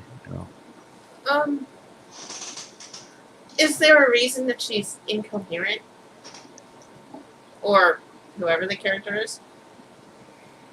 I mean, it's there. It's a one-off character. Like you don't ever get more on this character. At least not in this book. It's a prologue. And what do you mean with incoherent? Like, Their headspace is all over. I guess because I don't know how other people think, and that's just how I think. When I'm thinking, I'm all over the place. Oh, okay. And it's supposed to be kind of written from how they're thinking. It's how they are thinking at that point in time. The beginning is written in past tense because they're reflecting over something which had just happened, and the rest is written as it is happening, what the person is thinking. It's fine if that's the case. You just need to specify that that's why. So it's okay to subvert conventions as long as we know why you're doing it, as long as there's a purpose. So if the person's brain is going in a million different directions, just specify that that's the way they think. Yeah. Okay. And if it's something that doesn't occur often, then try making it more clear by having that part written in italics or something. Yeah. That way we know we're not reading from the narrator's typical tongue, so to speak. You get what I mean? I get what you mean, but originally the plan was that the entire book is written in this style. Okay. Okay.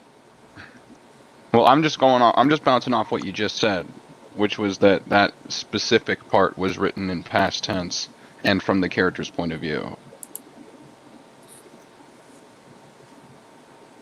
Oh no, the whole thing is from the character's point of view. That was The whole past tense story. because that's Okay. what the character. Okay, the whole story. So when Then. the character.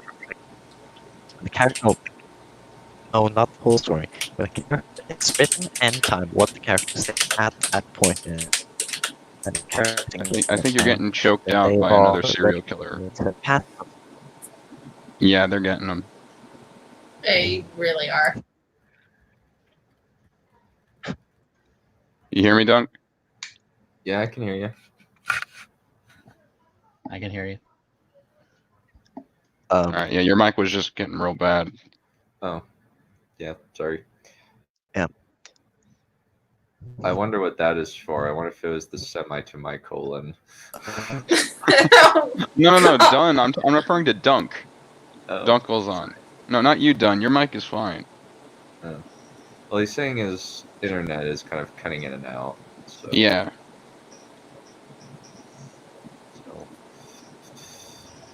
So. Maybe we'll just probably have to do this another time when he has more stable internet. Do you hear me now? Oh, yes. Yes, we do. All right, now what were you saying? So what I was going to say is, when the character is reflecting, it's written in past tense about something which has already happened. Trying to focus on what they are doing at the moment, it's written in present tense. But it's always written from the perspective of the character's mind. Okay. So, it's all right I think that it would be wise if you kept her being incoherent, but only in the past tense scenes. So in the future, if you're writing a present tense scene, try to make the character's drives less hidden and less inconsistent, but mainly for the present tense scenes. The past tense scenes, I think you're okay. Yeah, I think I agree with that. Because now I think that what we're saying might be premature, because we don't have a present tense scene to compare it to. Yeah. So this is all hypothetical now. I mean, that's still valid, so that.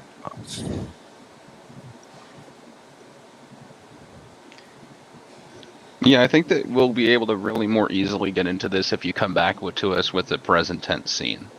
Mm-hmm. Yep.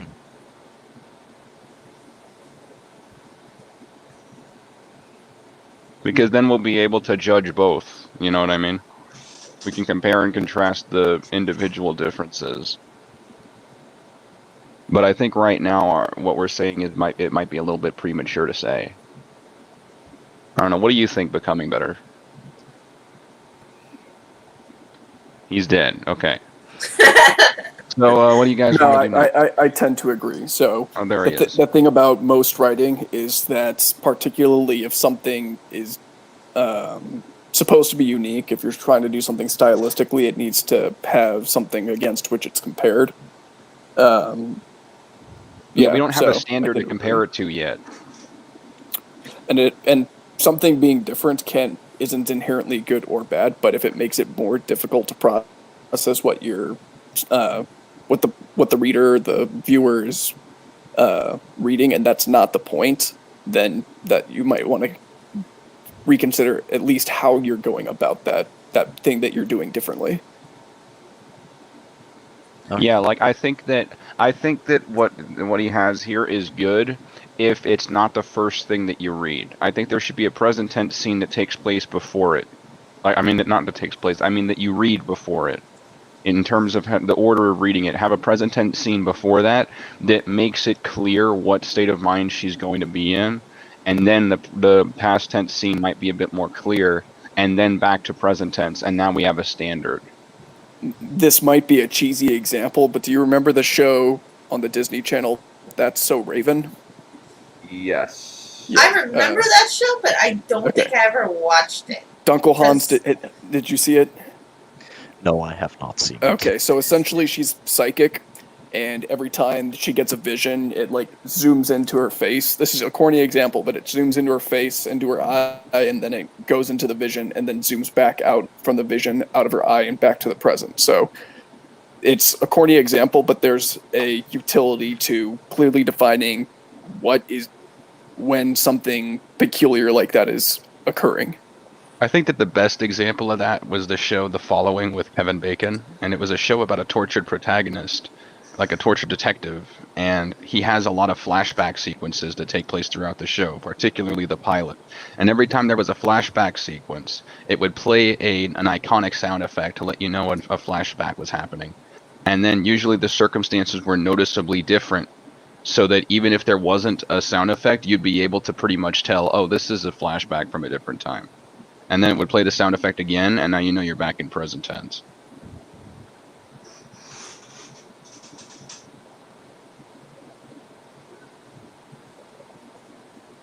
Another example, Semantic Dragon is saying JD from Scrubs. I haven't really watched much Scrubs, so I wouldn't know. I'm not familiar with that either.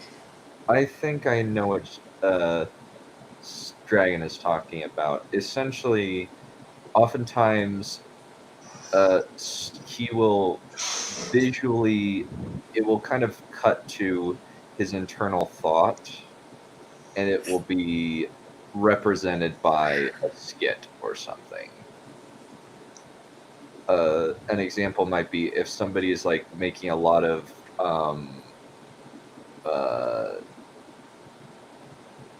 like justifications and digging a hole for herself, he will imagine literally the lady digging a hole for her. He kind of like looks up and squints to the side, and then the camera pans there, and then swipe cuts to the ridiculous thing that is. The show itself is pretty ridiculous, but the cutaways are even more absurdist.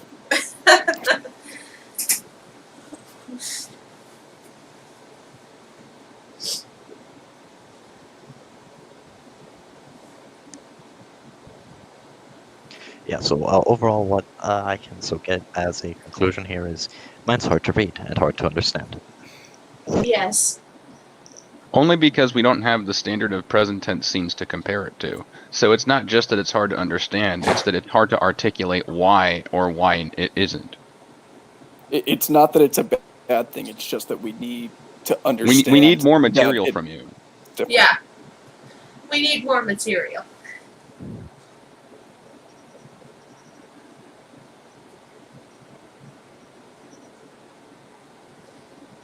Like if you come back another time, maybe like I don't know, Dunn, what would be good? Like another week or so for Dunkelzahn to come back with something else?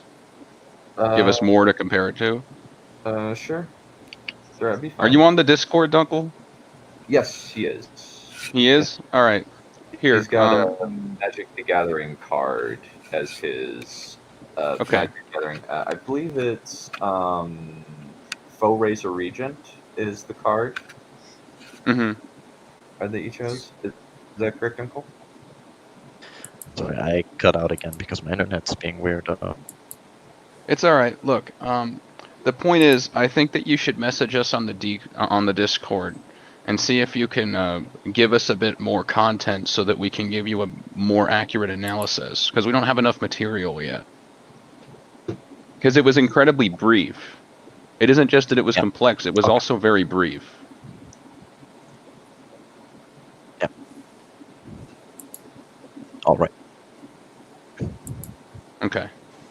Because I think just about anything we say right now is premature. Yeah, that's what I'm leaning towards too.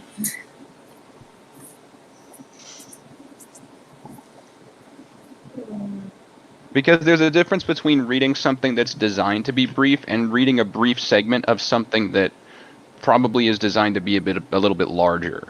So we got a brief segment out of something that probably requires bigger pieces. We just don't have enough pieces. That's what I'm saying. Yeah. So I feel like just about anything I say is likely going to be a misconception at this point. That's why I'm saying give us a bit more to look into. Maybe like within the next week or two. There's no rush or anything, but you know, I'm just giving you like a time, that way you'll remember. Just throw something at us and then we can get back into it. Yep.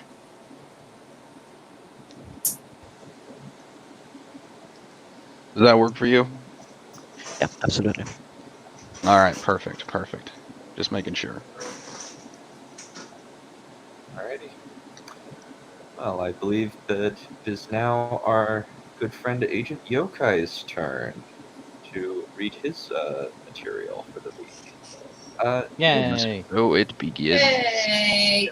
Yeah, Yokai, tell us in the chat, like, what got you into writing? What are like the things you enjoy most about writing, and what are like your preferred genres to write in? So I've actually only recently come to realize what my favorite genre is, and it's dark fantasy, because my favorite archetypes tend to be in dark fantasy. Characters like the main character in Fate Zero, characters like Goblin Slayer. You get a lot of characters similar to Batman in the dark fantasy setting. It was something I only recently noticed. And I also noticed that a lot of my archetypes come from specifically dark fantasy light novels. And then they later become manga because Japan isn't weird like we are, making everything left wing. So modern Japanese stuff is still pretty good, which is reassuring, because most of the stuff we get in America nowadays is very, well, you know. And the reason I bring that up is because I was sort of researching what genres that I would be interested in, because I thought it would help guide me, because, you know, I'm an aspiring writer, not necessarily a writer per se. And so I'm trying to develop that discipline. And this work I have here, Wizard Slayer, it's sort of my first take at making something a bit more simplistic, because I have a habit of trying to develop very large worlds that require a skill set that I don't yet have to handle. I can't really handle those worlds yet. So, you know, Literature Devil came in. He had his Let's Write a Manga practice going on, Little Writer's Workshop. And I figured, you know what, I think I'm going to give it a go. I broke a little bit of rules here and there, as Neph probably knows, and I think as Dunn knows already. But the point was, I think Hex Harper actually knows about this too. I think a lot of people know about this, but anyway. Yeah, I was still there for that. Yeah. And I think I sent it to Drake the Duelist, who sent me notes that I still need to read, because I still need to get my schedule in order here. But yeah, but I'm also going to be using this to see if other people have similar issues that I do. So I'm largely going to be keeping my mouth shut. Okay, that works. Now, so you could also try speaking last if you want. That way it doesn't matter. But, okay. Yeah. But anyway, so this is just my first try on writing something that I let other people help me with, because Devil sort of gave us sort of those little bit of rules that we could choose to break or not break. So I felt more comfortable with moving forward instead of trying to make this perfect world. It was more about getting the archetype that I desire on the page and following those rules and trying to make a world that complemented that archetype. And one thing about that's dangerous is a lot of people, when they try to do that, they end up writing a Mary Sue, and I actively attempted to avoid that, in that I wanted to ensure that there is suffering and that the suffering is necessary. Because my issue from when I was younger is that I would have a habit of, my writing would be impulsive, so it wouldn't be sustained, and a sustained activity where I'm comfortable with the craft. And my second issue was I didn't write Mary Sue's, I wrote edgelords. I would put the characters through pain that wasn't necessary to drive the story forward. And I think the cause of it is that I tend to be inspired by characters that undergo problems like that.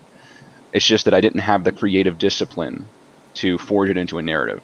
And this is my attempt to create that discipline and forge it within myself. So I hope that you guys enjoy it. It's about a 23-minute read, so sit back. I'm going to do my best, all right? Just let me know when you guys are ready. I have it pulled up here. I'm ready when you are. I'm ready. All right, perfect. Source and the Wizard Slayer. Prologue. An eye for an eye. Wizard Slayer, would you like to have drinks with us in the library? He didn't answer right away, first sipping from his mug once more, and placing it gently on the dish he held in his other hand. For a while, he just stood there, leaning against the wall, and gazing out the window as if something was on his mind. Then, finally, he answered. Lancer, do you have a mission for me? No. Then what's the purpose of this meeting? Recreation. Ah. Placing his mug on the edge of the windowsill, he turned to face her. Excuse me, I'll be there in a moment. He offered a rehearsed smile. Right. She left, shutting the classroom door behind her. Then, his cell phone rang. Wizard Slayer? Enchantress. I have a mission for you, but it's not urgent. Text me the details. Proceeding out the classroom door and down the hallway toward the locker room, Wizard Slayer checked off numerous boxes in his head. VP-70. Silencer. 18 rounds. 4 spare magazines. Grapnel gun. Fire scroll. Ice scroll. Lightning scroll. Painkillers. Combat knife. Emergency grenade. Smoke bomb. Reaching the locker room, he retrieved his supplies, checked the gun's safety, tightened the silencer, counted his bullets, and made sure all the scrolls were new. Unsheathing his combat knife, he slid the blade against his finger to see if it was dull. It was. Grabbing his sharpener, he sat at the bench and got to work. You realize I have a spell for that, right? Lancer objected. An assassin mustn't grow lax in his habits. You're not just an assassin. He paused. You're right. I'm sorry. Lancer sat beside him, hovering her palm over the blade and chanting a short incantation. The knife began to glow white. Then the light faded. There, razor sharp, even sharper than my lance. Thanks. I ask this against my better judgment, but are you still joining us? Can't. Urgent mission came up. I see. Excuse me. He left the room. Lancer sighed. Damn him. Shaman, set the table, and don't hog the liquor this time. Lancer, the hell took you so long? I think you know exactly what took me so long. Oh, which one of us should break it to Priestess? She probably already knows. I'll go get her. No, set the table. I should tell her myself. Okay, geez. She's still in the back? Yeah. Wait here. Wait. I thought you wanted me to sit the table. Shaman mimicked an exaggerated pout, which was merely glared at. You're no fun. Proceeding toward the back of the library, Lancer could see Priestess seated in one of the silk armchairs, her head buried in a book entitled Thievery and Espionage. I thought you gave that up. I'm just reading, she replied, not lowering her book. What business is it of yours? I'm the student body president. Everything is my business. Not really. You just like making things your business. You don't have to snap at me just because he's not coming. What makes you think I care about him? Priestess, I know more than anyone. Though she couldn't see it, Lancer imagined Priestess was scowling behind that book of hers. She was never very good at hiding her emotions. 7 minutes. That was all the time she needed to collect her score. The school's storage unit was just up ahead. She knew this, thanks to weeks of practice. Sneaking in at night, scoping the place out, then escaping, undetected. Slick, slippery, smooth. Just like all the rest, only bigger. The sound of metal grinding from a scabbard froze her in her tracks. Move and you're dead, she heard a female voice mutter from behind. What's the point? Just kill me. No, you're too useful. Repent now, and I'll see to it that you work for us. I work for no one. I misspoke. What I mean to say is, you'll be my partner. Partner? You remind me of someone. You've been following me, she growled, dejected. Don't be disappointed. It's only thanks to my superior intellect that I managed to detect you several days ago, but you're a little too familiar with the area. You've been doing this for weeks, haven't you? Your skills in stealth and dexterity are exceptional. Shut up. You don't know me at all. Her muscles twitched behind every word. You can stop shaking. I'm not going to kill you. I don't care anymore. You bargained with our surveillance numerous times to ensure your reward. I'm surprised you're this emotionally undisciplined. God damn, you annoy me. You'll get used to it. From now on, you're the school's priestess. And what do I call you? I'm Lancer. Must he always hang up on me? Enchantress sighed, leaning back in her chair. Stir-crazy as he was, Wizard Slayer likely needed time to prepare before setting out for his mission. This was the perfect opportunity to get some work done. The question was, what would she do first? Rising from her seat to leave the office, Enchantress was greeted by an unexpected box of gun magazines sitting just outside the door. Rolling her eyes, she heaved the box inside and firmly planted it on her desk. Relieved to rid herself of its weight, she realized it was much heavier than it looked. Couldn't he at least bring 2 separate boxes? Opening the drawer behind her desk, she neatly placed enough magazines inside to fill it completely, then closed it. Hovering her palms above the desk, she uttered an incantation, and the desk began to vibrate as if in an earthquake. When the shaking came to an end, she promptly removed the magazines, placed them beside the box, and repeated the process with the next batch. Every time Enchantress carried out this routine, it reminded her of what she was like before Source. The sound of rain pellets tapping metal echoed consistently outside. Other than the occasional barking of a stray, no other noise could be heard. She looked at the clock. 1 more hour until closing time. Slow day. Wandering from behind the counter to sit at one of the guest tables, she melancholically rested her head in her arms. If things didn't change, she would lose the business. What could she do? Just then, the cottage door swung open. In walked a tall, brooding man, burdened with equipment. His skin was pale, as if he'd rarely seen the sunlight, and contrasted with his long black coat. Beneath his arm was a massive rucksack that looked to be completely full. He was creepy, but he couldn't be a wizard. She enchanted the door every morning with her favorite spell. Any wizard who dared turn the handle would feel a burning sensation much akin to that of touching a hot stove. Welcome. She offered a nervous smile, curling her fingers together in front of her abdomen. Well, welcome to Enchantresses, where no questions are asked. What can I do for you to ammo? He chucked the rucksack on the counter, causing a few gun magazines to slide out. I needed enchanted, piercing magic. She adjusted her posture, regaining her usual business-like demeanor. I can do that, but the process will be expensive, sir. I'm well aware of that. Reaching into his coat, He retrieved a fistful of silver coins and placed them on the counter. This should cover it. Her eyes immediately lit up. You're right, it should. She placed the coins on a small metallic scale. When the needle stopped moving, her eyes lit up even more. And it does.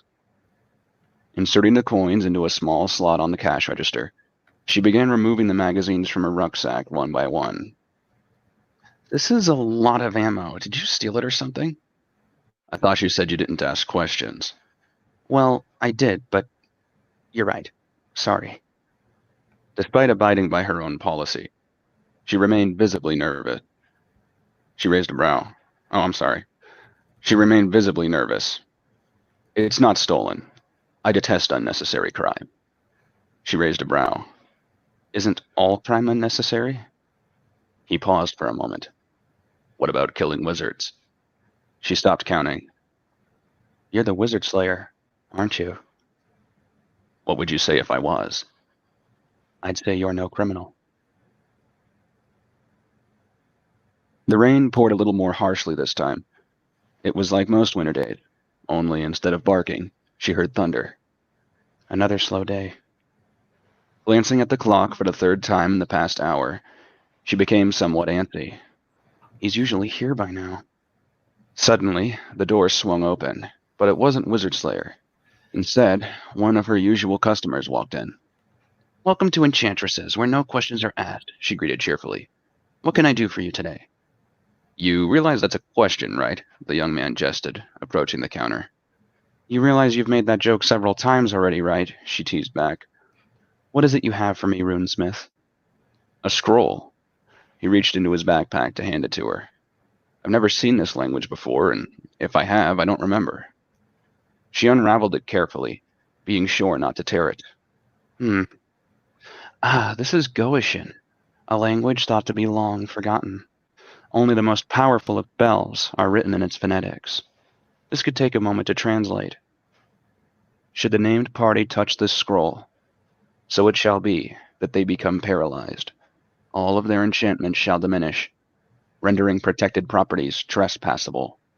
Named party, Enchantress. As her body began to stiffen, her eyes slowly widened in shocked realization, tears of unimaginable terror streaming from them. Why couldn't they just kill her? Why couldn't it have ended in that moment? All wizards have demons in them, Runesmith explained, but sometimes humans have them too. The door creaked open, allowing for several wizards to walk inside. All of them were roughly twice her size, a pain she couldn't possibly endure. As they surrounded her, she wished that she could sob, but she couldn't. Don't worry, one of them said. You'll still be able to feel everything. As they threw her on the floor like a rag doll and began tearing at her clothes, she wished that she could scream. Even if she couldn't do a thing, she wanted to express her agony, but she couldn't.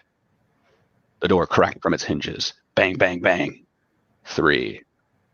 The wizards fell to the floor, bullet holes between their eyes. Crippled in fear, Runesmith stood frozen as Wizard Slayer marched toward him. Wait, he shrieked. I'm not one of them. I know, Wizard Slayer replied. That's why I won't say 4. Crack. Approaching Enchantress's side, he retrieved a small vial of hot pink liquid from his coat, cushioning her head with his other hand. This'll help you move again, he said with a soft voice she hadn't heard before. He then raised her head so that she wouldn't choke, and poured it smoothly down her throat. Halfway through, she began to cough, swallowing it voluntarily as she regained control of her esophagus. Then, as the shock faded away, she buried herself in his arms, crying hysterically. Emptying the last batch of magazines from her desk drawer, Enchantress wondered what made things so different from the way they were back then. Was it that she was safe here, in Source? Was it that she wasn't alone anymore? No, it was neither of those things. What irked her was that he was different. Not just in the way he treated her, but who he was, who he'd become. The him she knew back then was someone righteous, someone who wanted to save people. What made him different now? Was it that he was caught up in some quest for revenge? Or rather, Was it that there was no one left to save? Her eyes curved toward the clock. Damn, that took a while. Placing the now magic-proof ammo back inside the box, she grabbed her cell phone and started texting Wizard Slayer the details of his mission. You have 7 targets. All of them wizards, of course. Cloaked in darkness, Wizard Slayer walked calmly across the ramshackle rooftop, making nary a sound. They're sheltering in an abandoned warehouse you're likely familiar with. It's across the street from where you saved me. Scanning his eyes across the architecture of the building, he reached for his grapnel gun. They won't see you coming. Smooch. Shattering through the glass, he grabbed hold of the first neck he could see. Crack. 1.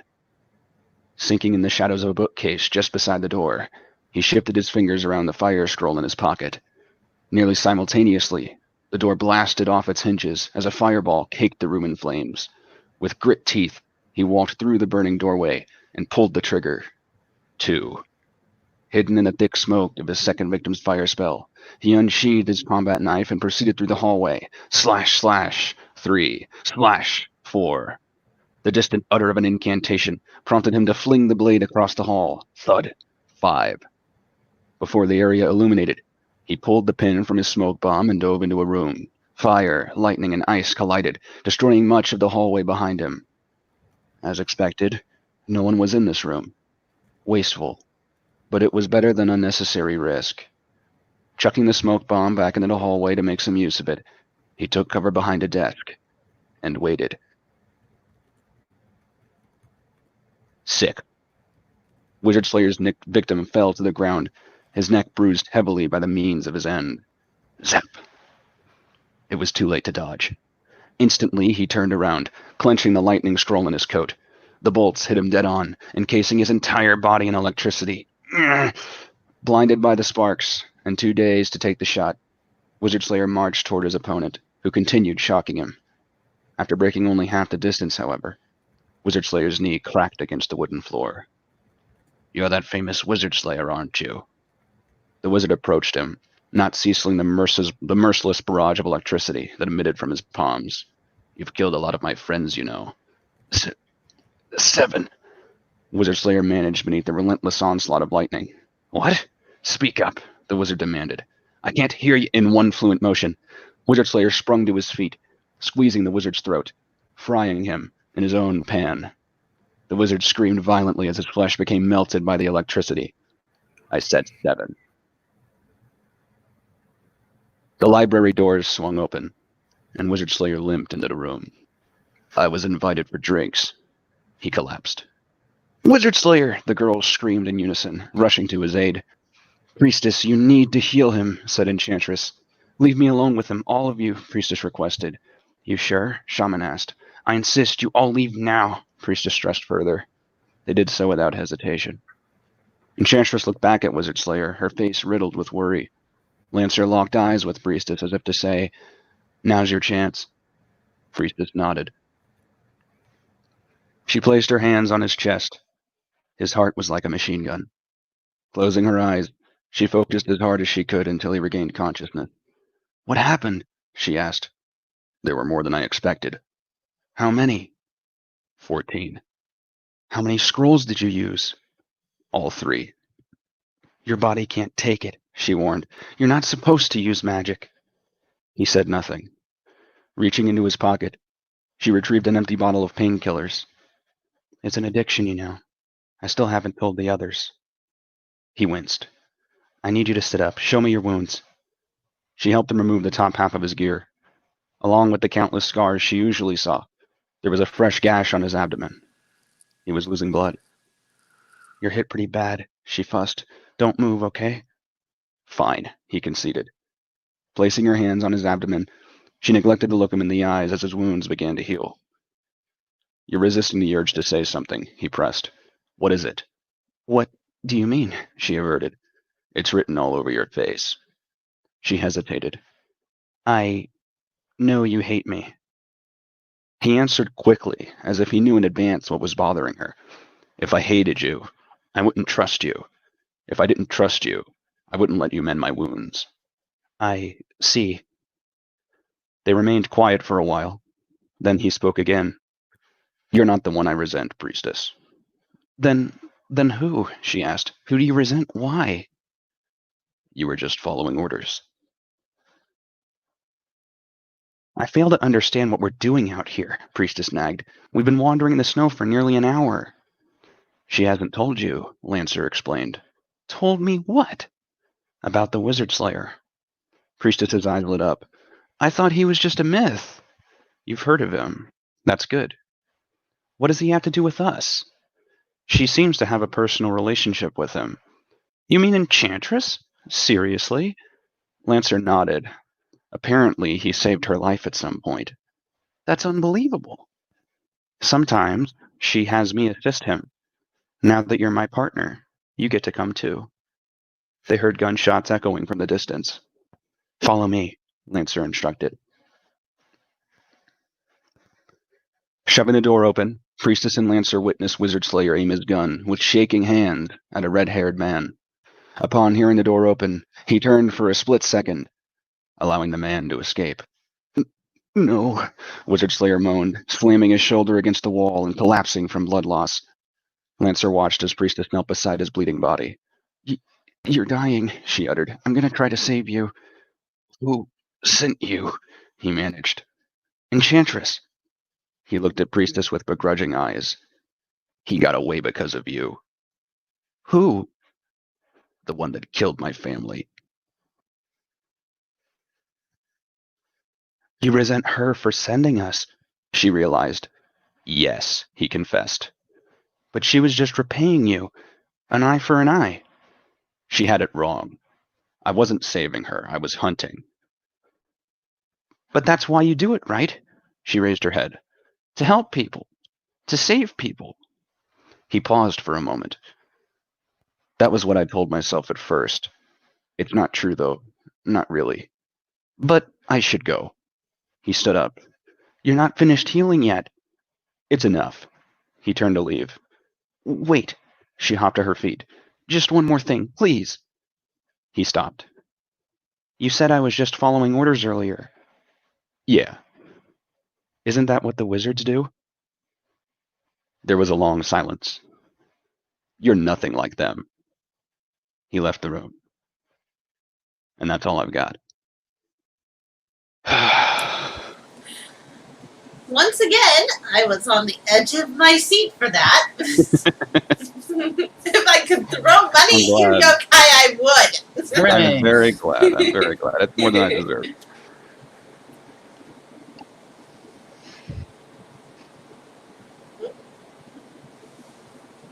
So, I would like for each of you to give me some input on what you think the strengths and weaknesses were of that passage I've read to you. I'm absolutely garbage when it comes to feedback, so you're not really getting anything out of me. Okay, well then forget about the word feedback. Replace it with the word reaction. What's your reaction? It's just, like I said, I am like. You assume that I have any credibility in terms of writing, so... No, I just think that I just understand that you're a living organism. You're a human being. You speak English. And you either liked it or disliked it, and there are reasons why you liked it or disliked it. Come on, give it a shot. It was just solid overall. If anything jumped out at me, whether if that was wrong, then I probably would have mentioned it, but I don't. So I'm just going to shut the fuck up now. All right, fair enough. So, I like the setting, the tone, and the prose, and all that. I think you're excellent at that. One of my favorite parts was rehearsed smile. I think that was really descriptively dense. Which smile are you referring to? You described Wizard Slayer's smile as a rehearsed smile. Yeah. So I think that's really descriptively dense. It implies that he is practiced in in appearing as though he's like paying attention or caring, but he has not done that for so long that he's basically had to practice at it to get by. Yes, he doesn't know how to do that anymore. I've had reason to believe. Actually, I'm going to let you finish before I say this. Go ahead. Well, no, go ahead. I was going to switch to the I have critique. reason to believe, according to things Dunn has told me and from what you're telling me, it sounds like my strength is describing a character's mind, but my weakness is describing what they look like. Hmm. And the reason why is I kind of hinted at this earlier. I have a hard time describing people in a way that doesn't annoy me. Like sometimes, like when I mention, like the only time where I actually felt the need to describe it was when I was describing his gear a little bit. I described his gear at the beginning. I described his coat with the rucksack. All I really mentioned about him was his pale skin. And that was just to set the mood for what kind of person he was as he walked into the cottage to get his ammo modified by Enchantress when they first met. And so that was in a flashback sequence, and that's a bit of a weakness of mine because when I try to describe a character, I find it annoying. Like I don't really care. You know what I mean? So I've I want got to three. focus on the meaning. Got three things for that. So Yeah. firstly, you can just send me the stuff, and I can like try to edit it and put descriptions in there for you. But additionally, if you don't like describing people, there's two things. So firstly, you talk about his gear and whatnot. The gear that he uses is a part of his character, so you can use that to describe him. Although that's not necessarily a physical thing. With regards to if you really don't want to describe him, you could make it clear to the audience that you don't want them really to know what he looks like for certain. So, for example, if he's wearing a hood or something, you could describe that he's wearing that to conceal what he looks like because he doesn't like to be known, for example. Also, keep it short and sweet. Yeah. Mm-hmm. Like with mine earlier, where I said Alistair was tall and had broad chest. That's all I said about him, along with his red hair. But that was it. Yeah. Yeah. You could think of it like this: figure and face. That's basically what you need to describe. Yep.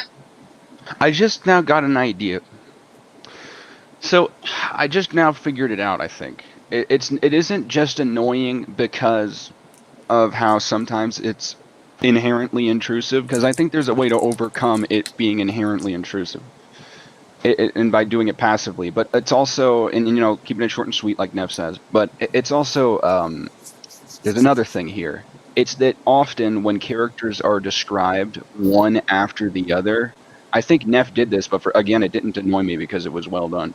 But when characters are introduced one after the other, like when you're meeting 6 people at once, and then it's like just a fucking page of character profile. It's like, I don't care what they look like. Why are they here? And that happens to me. That's a bit of a weakness of mine, I'll admit. And another thing is, the idea that I just got was I noticed each character seems to have a flashback. So because of that, maybe I can describe each character in their respective flashback. Like when it goes back to Enchantress working at her shop, I could describe what she looks like in that scene. Like she brushes her hair back. I could describe the color of the hair. Like when she's nervous, she brushes her hair and rushes behind the counter, and then I describe the hair color. I just happen to describe the hair color. Go ahead. Or since she's seeing the Wizard Slayer, when you switch to a different character's perspective, you can describe the other characters that they're seeing. So, for example, when you're in the perspective of can't remember, was it Enchantress, when she's like at the shop, you could describe Wizard Slayer entering and what he looked like. Like he entered out of the rain with a wind coat and his with a hood covering his pale skin or whatever, and his haunch shoulders or some shit like that. Just this is spitballing, but you can describe what another character is seeing.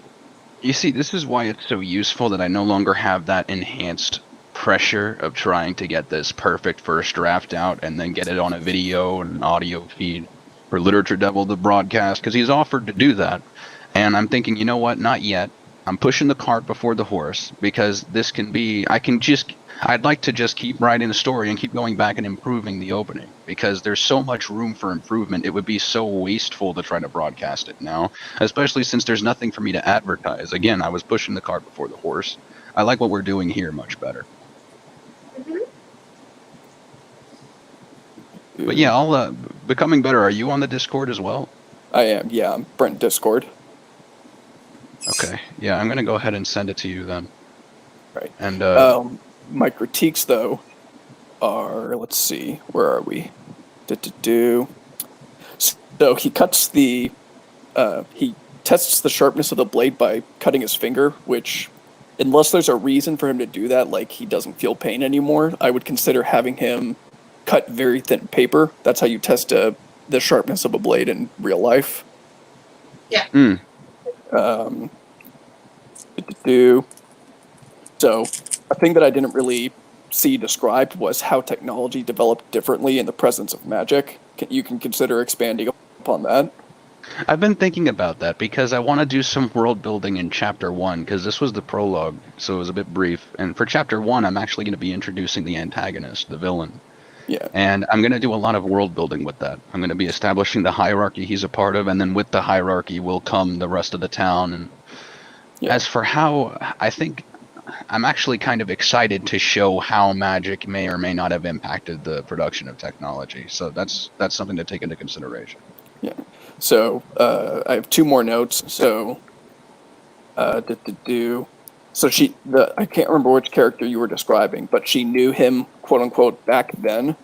That's kind of vague and also a little cliched. So you could perhaps try changing it to like when they met. So, for example, you could try years ago, or when they were younger, or back when they worked together doing X, or something like that. Are you talking about my introduction of the flashback sequences? I can't remember which one it was, but she was describing Wizard Slayer, and she's like, "Oh, he's so different than he was back then." Yeah, that was Enchantress when she was sorting the ammo. Yeah, she was remembering the first time she did that for him. Yeah, so you could like. What was it that turned out cliche? She just said back then, as opposed to like a specific time or a specific thing they were doing, or like when exactly. The back then was actually that specific flashback, which was sort of a representation of those days. Oh, maybe I didn't catch that then. It's all right. You're not the only one. Dunn also had a bit of a hard time with the flashback. I could use some work on that. And then the last one is just a question. It's not a critique. It's people seem to be named after their profession. Is there a reason for that, or? It's based on Goblin Slayer. The characters in Goblin Slayer were named after their professions. And I also deemed it practical, because in the writer's workshop, everyone was referring to the characters by their professions and then giving them names, and I didn't want to make it confusing by giving them names. So for me, it was just preference. I gotcha. Real quick, if I could interject on that. Go for it. Is this like a sequel? Isn't the right word. You know how D&D, they have a DM, they gather everybody together, they play one module, and then they gather everybody together again, and they play a different game. This is sort of what that feels like. You're playing in the same mechanical system, but with like the same players and whatnot, but you're operating in a different setting. That's kind of what it felt like. So it felt like a sequel series, like a far future or different module sort of environment. That's what I was saying. This almost seems like someone's D&D campaign. Is that what you mean to say? I think he's trying to say it's kind of. Oh, can you hear me? Go ahead. I think he's trying to say it's like you know how in the Game of Thrones book. They switch between characters and whatnot, so it's not necessarily that there's a central protagonist. It's more so that they're swapping around between perspectives, is what he's trying to say. Like it seems like a bunch of. It is true that vignettes. Yes, I was shifting for that purpose, because I want all of my characters to have value in some way. The only character I didn't do that with was Shaman, and that's because she's foreshadowing something that's going to be explained later. So I don't think he's saying it as a criticism. I think he's trying to describe. Oh no, I'm just giving you guys my input. I actually appreciate it. Yeah. But as for who we are focusing on, obviously it's the one whose name is in the title. I suspect that this prologue serves as to a good showcasing of what you're going to get out of each character when the focus is on them. But for the story, most of it is going to be from Wizard Slayer's point of view or the antagonist's point of view. And the antagonist is sort of, again, he's like the antagonistic alternative to Wizard Slayer. He's sort of his equal in that regard. So it also serves as a useful showcasing of what it's going to be like from that character's point of view. So hopefully that elaborates on that in some way.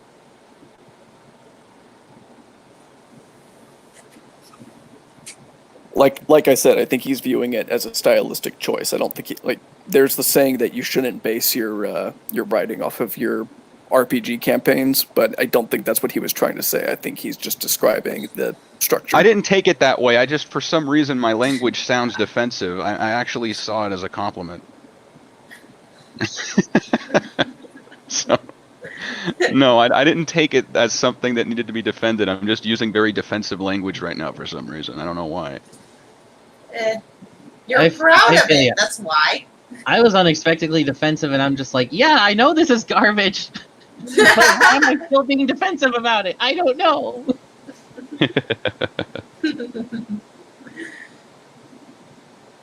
I would still throw money at you when this is done. I will. I appreciate that. I could use it. I could use it. What I'm lacking is the discipline to keep... You know what it is? It's not... You know what? It isn't just discipline. It's actually more specific and practical than that. It's the lack of practice. I'm not familiar enough with the medium of the craft. I'm not comfortable enough with the craft of writing to be able to just get up every morning and write the next scene. I have such a hard time doing that. The way I got this together was I actually had to plan it. So I'm a planned writer in that way. I planned everything, and then I discovery wrote each scene onto the page. So I had a summary of each scene, and then I planned what order they were going to be in, and then I discovery wrote each scene and sort of mended them together. Yeah, I feel you. It's pulling teeth to get anything out of my brain, and it's even worse with prose. My biggest issue is when I'm trying too hard to be perfect and when I don't let people help me. Well, I've been doing this for a long time, so I've gotten past most of that. Yeah. But I find discovery writing to be the hardest thing to do, actually. And I think that's because I've gotten... That's because... what was I going to say? I think it's because I've been writing for so long that I find discovery writing to be hard. Because I used to use discovery writing all the time, back when I didn't know what it was called. I would just try putting words on the page, and it would get harder and harder and harder. And then I found that planning stuff out worked better for me. So, now, my trap that I often fall into is I'll spend so much time planning that nothing ever gets done. That's my issue. I think it's actually, it's probably more common than I think it is. It's just, I think that most people usually learn to not do that faster than I'm learning to not do that. So that's I think that's a little bit of a part of the discipline is I have to resist the compulsion of this perfect plan and just I'll engage myself in real time activity and become more comfortable with the craft in that manner. Yeah. I don't limit myself to going, okay, this plan has to be perfect. I've gotten past that too, I'd like to think. Yeah. And with me, it's that another thing is I think that at the same time, a good manner of doing this is to work on other things, like stuff like fan fiction. Like I know Literature Devil, it seems that he practiced to writing Dr. Alpha by writing Punisher fanfics, and they turned out to be phenomenal. So I kind of want to do a similar thing with... Where? Yes, where? Where are they? You didn't read his Punisher fanfics? I'll send them to you in Discord. Thank you. Nice, thank you. In fact, you know what? I have the link. Let me grab it. I'll put it in the chat. I'll put it in the private chat and in the public chat. That way everybody gets to read them because they're quite good. Funny thing is, I haven't written any sort of fan fiction type content until like a couple months ago when I wrote a couple of one-page comic scripts for Florida Man, and my comic entry for the contest. Mm-hmm.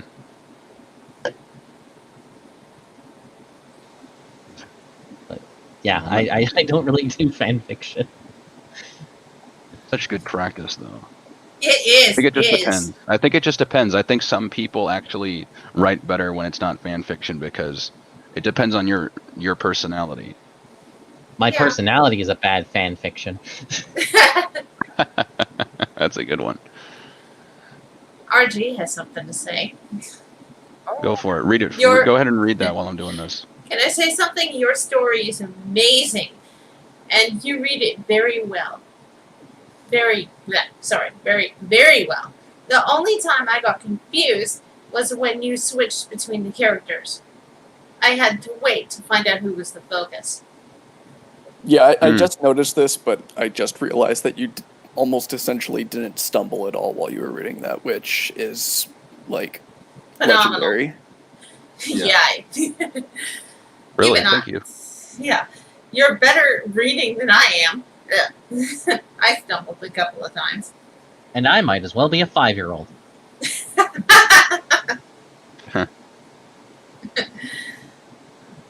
Occupation Army, it is much easier writing fan fictions. The characters and world are already established. Here's the thing. Yeah. It isn't so much because the characters are established, it's because the world is created for me. Because I get lost creating worlds. I get completely lost. I start playing Minecraft in my head, making these worlds, and it's not efficient. But when it comes to characters, I already know what archetypes I'm infatuated with. I already know what things I want to expand upon. It's just a matter of giving myself the opportunity to get them on the page and then allowing myself to move forward from there.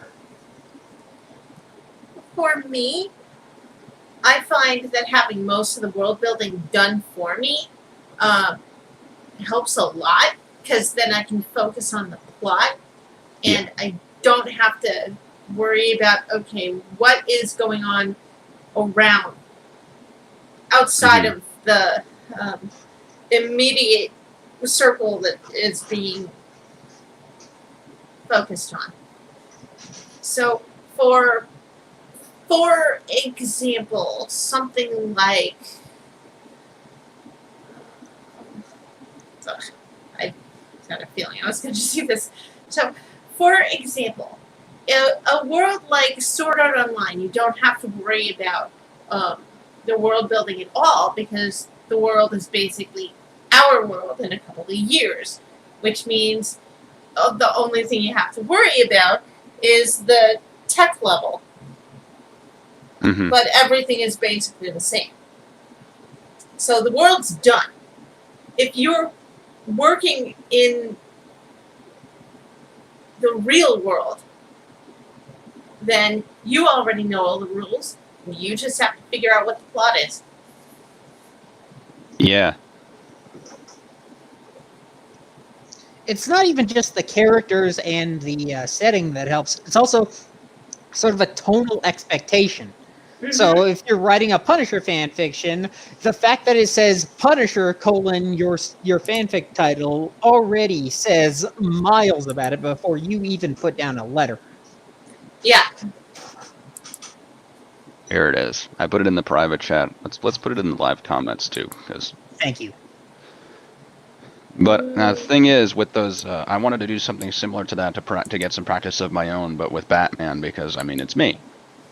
Yeah. And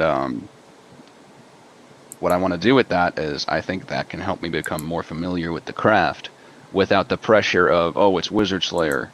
It's fucking Wizard. You got to do it right. It's, you know what I mean? And it's good to sometimes just throw that behind you and move the craft forward as opposed to the story forward, because those are two entirely different activities. Yokai, stop talking. My wife is going nuts over you. Oh, Nurse Crow is drooling over you. I don't want you to read more. Oh, you're too much.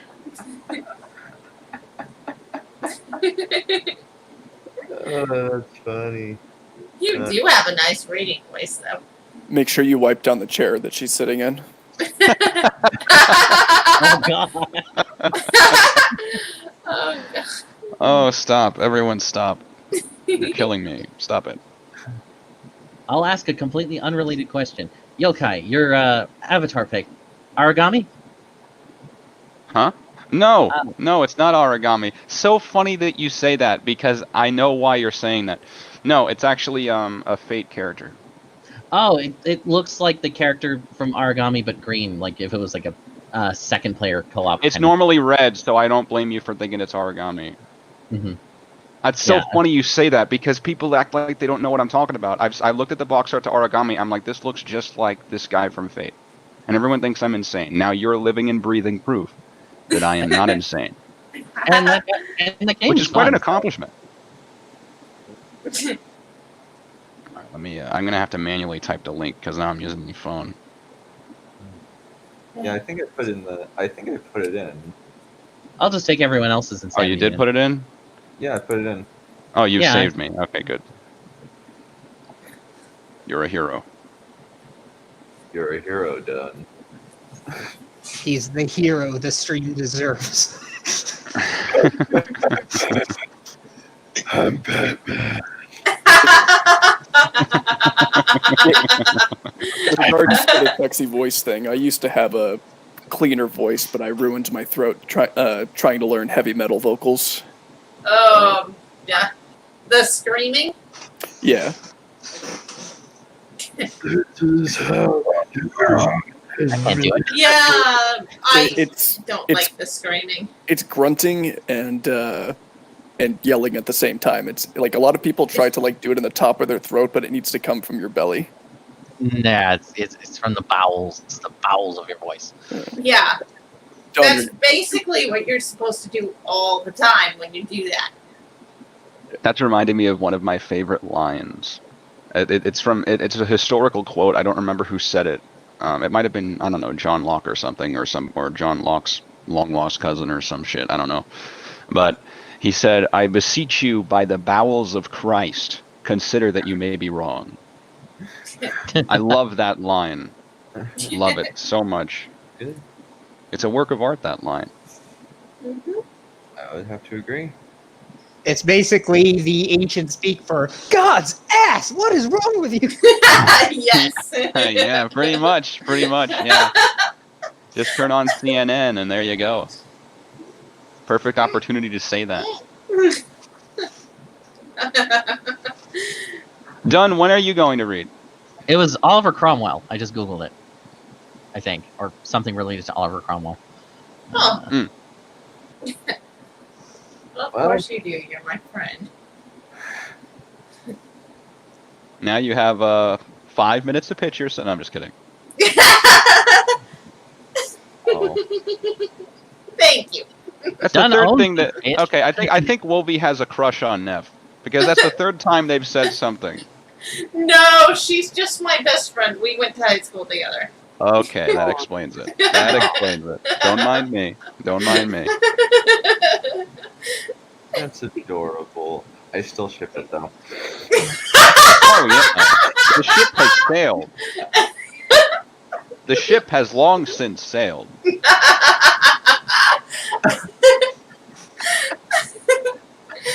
Like, do you know what a Millie Helen is? It's like if Helen it was the face that launched 1,000 ships, a Millie Helen would therefore be the attractiveness required to launch a single ship. Thank you, girl.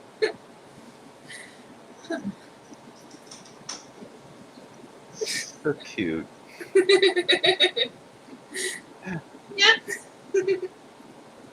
Alrighty.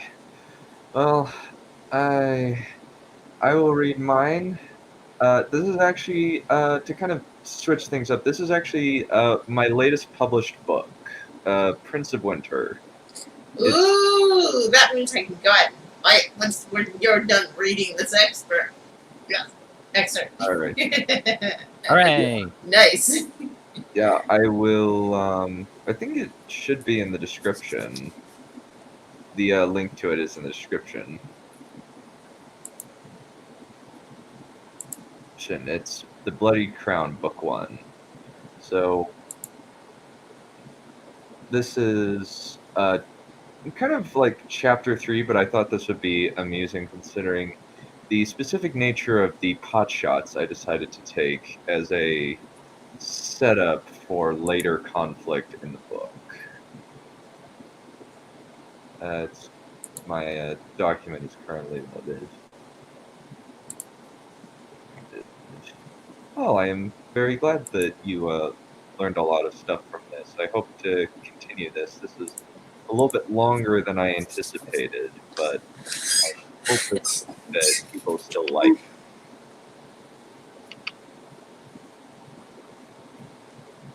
Well, I've been trying to encourage her, so. Oh, you've done well, I think. Thank you. All right.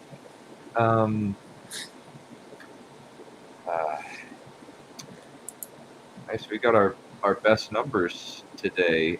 If everybody can share this and hit that like button, that would be greatly appreciated. I'd very much appreciate that. Thank you. Thank you for all of your support.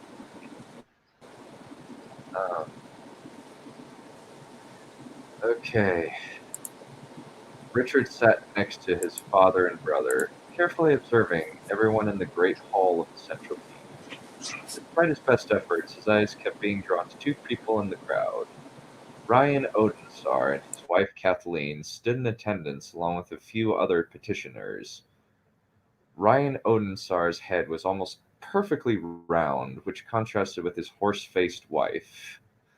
She'd been married to two of Ryan's older brothers, Gareth and Jeffrey, but both of them had died under very suspicious circumstances.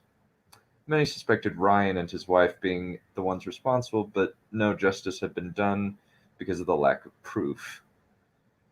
And they'd been leeching off of Fenris lands and wealth, like most of the other lords in the room. There were a few who were loyal. Lord Garm, with his black and red beard, was the most powerful of the lords, and he stood with House Fenris as his forefathers had for hundreds of years. But he was only one out of the three compared to at least 7 houses positioned over Richard's father like vultures. The other 2 were his cousin, the Golden Wolf, Lord Skull, a golden-haired man with a large contingent of archers and engineers at his command, but very little else. Then there was Lady Hatia, his aunt. Unlike the other ladies of court, she wore chainmail instead of a dress, steel-backed gaunt leather vambraces rather than gloves, and close-cropped black hair. Her eyes seemed to be studying Richard intently. She's probably thinking if I am made from the same coarse iron as my father, Richard thought, glancing at the rather large man seated beside him. John Fenris had a belly so large that Richard was amazed he could see his own feet. He didn't seem to be trying to decrease his girth by the leg of mutton and wine in each hand. Richard glanced at Terror, the sword of their house, a weapon forged for warriors and princes. His father was not worthy to bear it. Honestly, the leg was more suited for the fat, jovial prince than the magnificent sword. The hilt was a snarling silver wolf's head, the teeth bared in a ferocious snarl, the leather-wrapped hilt made from the finest calfskin. The quillins of the Cosgrad slightly curved at the edges, complementing the double fuller running down the long blade. Richard wanted that sword. He thirsted for it. Elias was no warrior, and he had never expressed interest in the weapon. Calmly, Richard reached down and started scratching his wolf's head. Despite the expectations of everyone in the castle, Shade had grown to be one of the largest direwolves they'd bred in recent memory. Not quite as large as the direwolves of legend, who had been as big as horses and could carry men in full plate into battle. The black direwolf was very large, though. His shoulders reached as high as most men's chests, and his head was twice as large as a normal wolf's head. The most disconcerting thing about the direwolf were his bright, cold, yellow eyes. The fur was so thick that sometimes you couldn't see the yellow eyes, but when you did, the eyes stood out like gold coins in black sable, and Richard loved him. The black direwolf was perfectly obedient, fearsome, and strong. Shade had barely needed to be trained in order to respond to any of his commands. And men whispered that finding the black direwolf is a good omen, a sign that Richard was destined for greatness. Many of them, especially Garm, Skull, and Hatia, seemed to be watching him more attentively than they examined his elder brother, a soft-looking man in his early 20s, light brown hair already streaked with gray. Richard looked far more like their mother, angular face, pitch black hair, slender build, though his body was muscled from years of sword training. Sire, Ryan bowed his rather symmetrical head, which John returned with a grin. We have come with news of a rather bad harvest, and we require a loan from the king to support our people. I see, John said, stroking his beard. How much do you require? 10,000 pieces of silver, Kathleen said, the slightly smug smile on her face stoking Richard's irritation more than demand. John nodded slowly. I will. That is ridiculous. Richard stood up, fist clenched behind his back to hide how furious he was. We have given enough already. Perhaps they should think to pay us with the silver they owe us. What is it now? 100,000? More? I think it's high time they paid back their debts. With what? John asked. They claim to have a bad harvest. Should we not investigate that? Surely we should not give where there is no need. Richard gazed into the Roundhead's eyes, causing the men to flinch backward. Well, I imagine you wouldn't mind investigating your claim of a bad harvest. Surely Richard said, but Kathleen said, but Richard's eyes silenced her. Will you allow us to examine your lands? Richard asked, clasping his hands behind his back. I'm sure we won't find bits of land burning or salted to conceal your ruse. Shade drifted to his feet, teeth bared in a snarl. Ryan said waveringly, eyes flicking towards the large black wolf. We withdraw our request. Perhaps we should consider a way to repay the prince's generosity. Garm let out a guttural laugh. It seems as though the young wolf has fangs, he declared. He's not afraid to use them.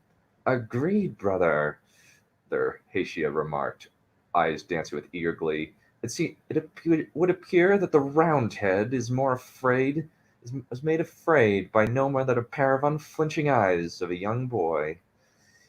Ryan flinched at the rebuke, but he gave Richard a glare, though his ire seemed less than his wife's. Calmly, Richard kept his feet until they had departed the room. Then he resumed his seat at his father's side. The rest of the proceeding went as planned until everyone but the wolf pack, as the family was called, was gone. Well caught, Richard, Skull remarked, folding his arms. Those old blood bastards think they can steal what is rightfully ours under the guise of loans.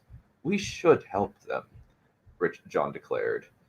They're robbing you, brother, Hatia said sternly. You're a complete ass if you think they are telling the truth. You cannot speak to me like that, John said. I will at least look, but if there is no salt and fire, I will demand payments. That's what you said last time, Garm remarked, and the time before that, and the time before that. They were persuasive in promising me that they would eventually repay the debt.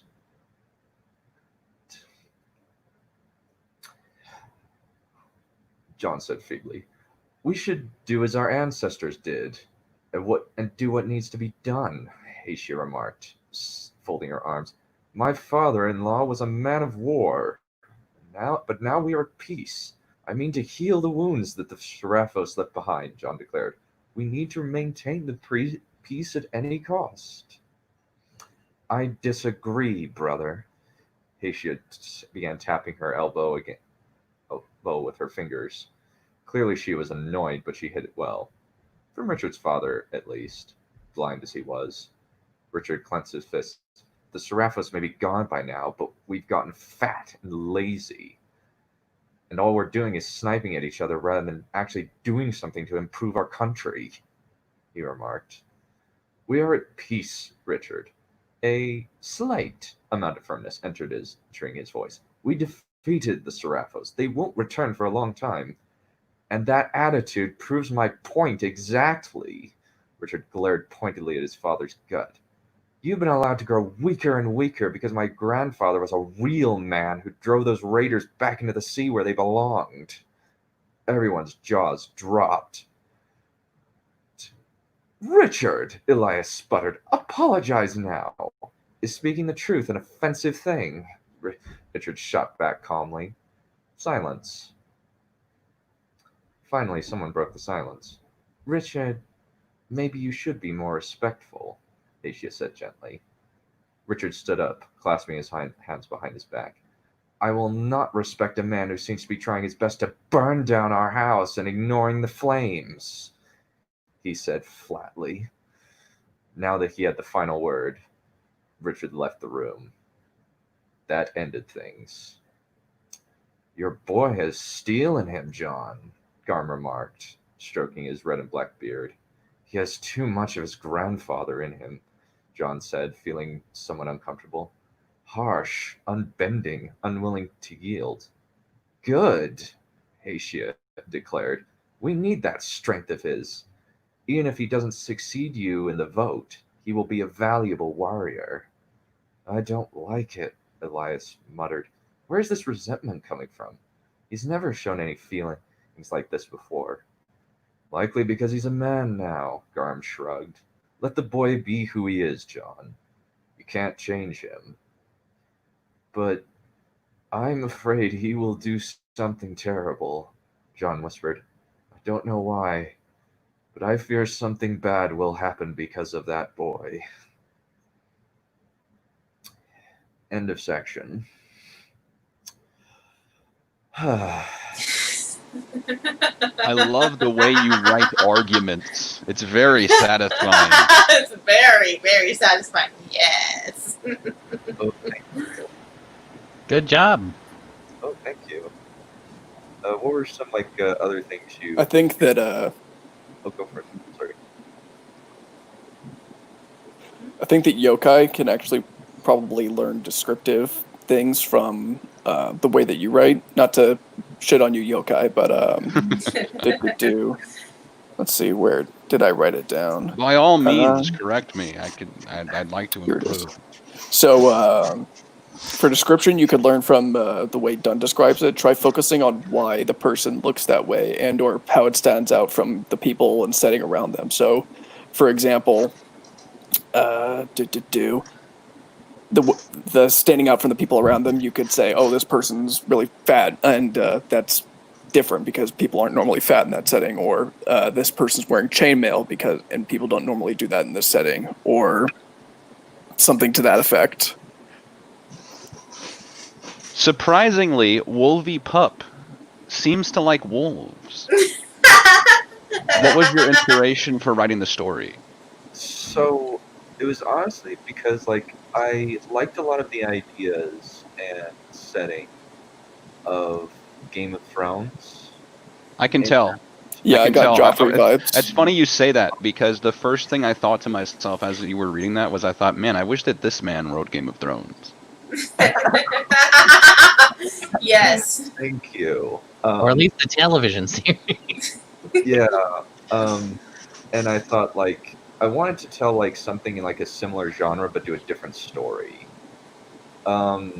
So I don't know. I think I guess that's interesting that you say Joffrey. I actually took most of my inspiration for who John Robert. Well, John is very very much a combination of Robert Baratheon and Titus Lannister, and Richard is Tywin in the making. Is very much Tywin Lannister, and at least I tried to use a lot of the elements of what made Tywin Lannister an imposing figure. This is kind of as he begins, and he slowly becomes Tywin Lannister. Mm.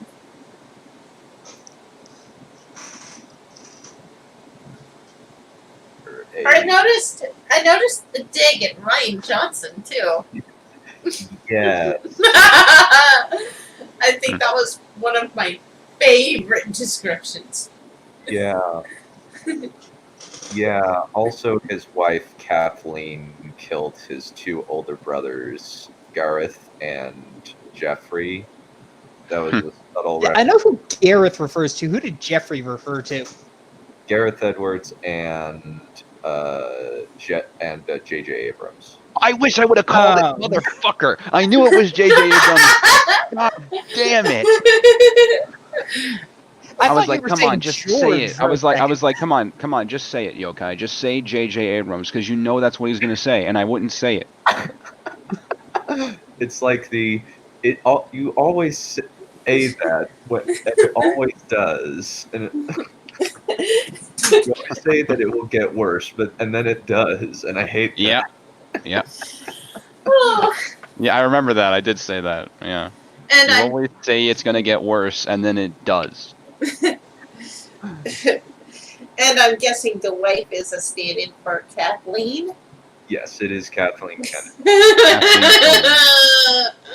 Who is the direwolf supposed to be, or is that just a part of the story? Oh, what? The direwolf. How do you describe it? Like gold coins for eyes and a sack of satin. Great line, by the way. Yes. Thank you. So they're basically like, I thought like it would be cool to just have direwolves as this world's equivalent of war dogs, at least in the north. So an equivalent would be the Mumbari in Dragon Age. I haven't really played much Dragon Age. There are really the large dogs in Dragon Age and they're all called Mumbari. Okay. And they're war dogs. So yes. Okay. But yeah, I primarily will utilize them against cavalry, because horses don't like the smell or sight of large wolves. And if you like the prose of that book, it's on Amazon Kindle if anybody wants to read it. Priced attractively at $10. And it's also available in paperback for the same price. Though the font might be a little bit small. Buy it, everyone. Yes, buy it. Yes. You're not buying it fast enough.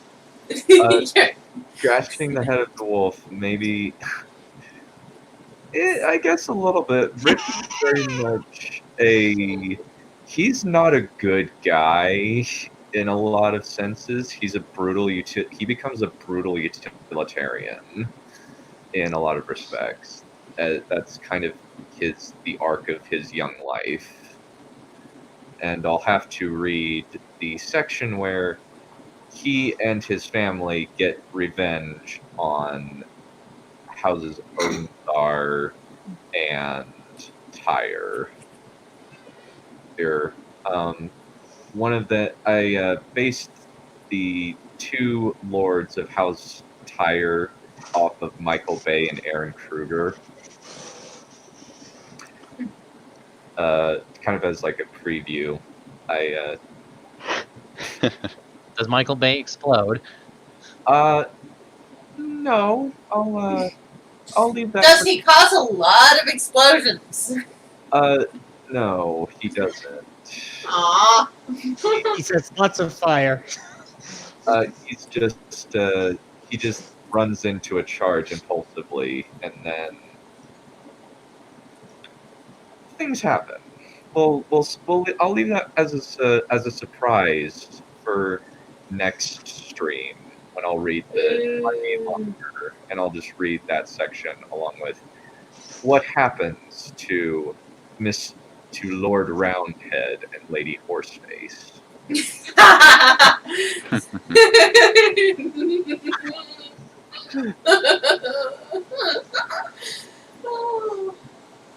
Neph sounds very, very excited. I am. Oh, from what I've heard we're looking at tomorrow, we're going to need it. Yep.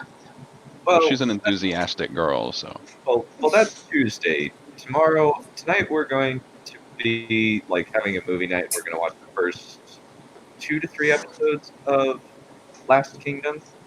That's right. That is the night, isn't it? Yeah, that is awesome. I can't wait.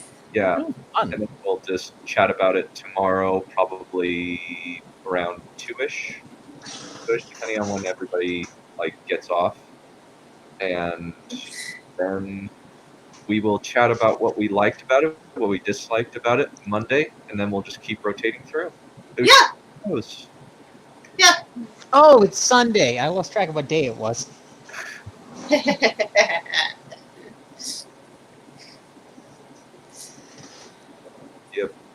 Well, everyone, I have very much enjoyed having you on. You guys are awesome writers, and I love your stuff. It has been fun these past 3 hours, and I will say adieu. Bye, everybody. Bye, Thank you guys. for having me on, John, and thank you Catch you everyone later. else for listening to my Thanks, garbage. Done. Bye-bye. Glad to be of service. And for the love of God, buy our stuff. Yes. Please buy our stuff. Not mine. Not mine though. Yes, your stuff too. As far as I don't have anything to sell. as far as I know, mine is the only stuff I am selling. Selling, it looks like I'm able to sell. Alright. Adios. See you later. Bye. Bye. Catch you later. Bye.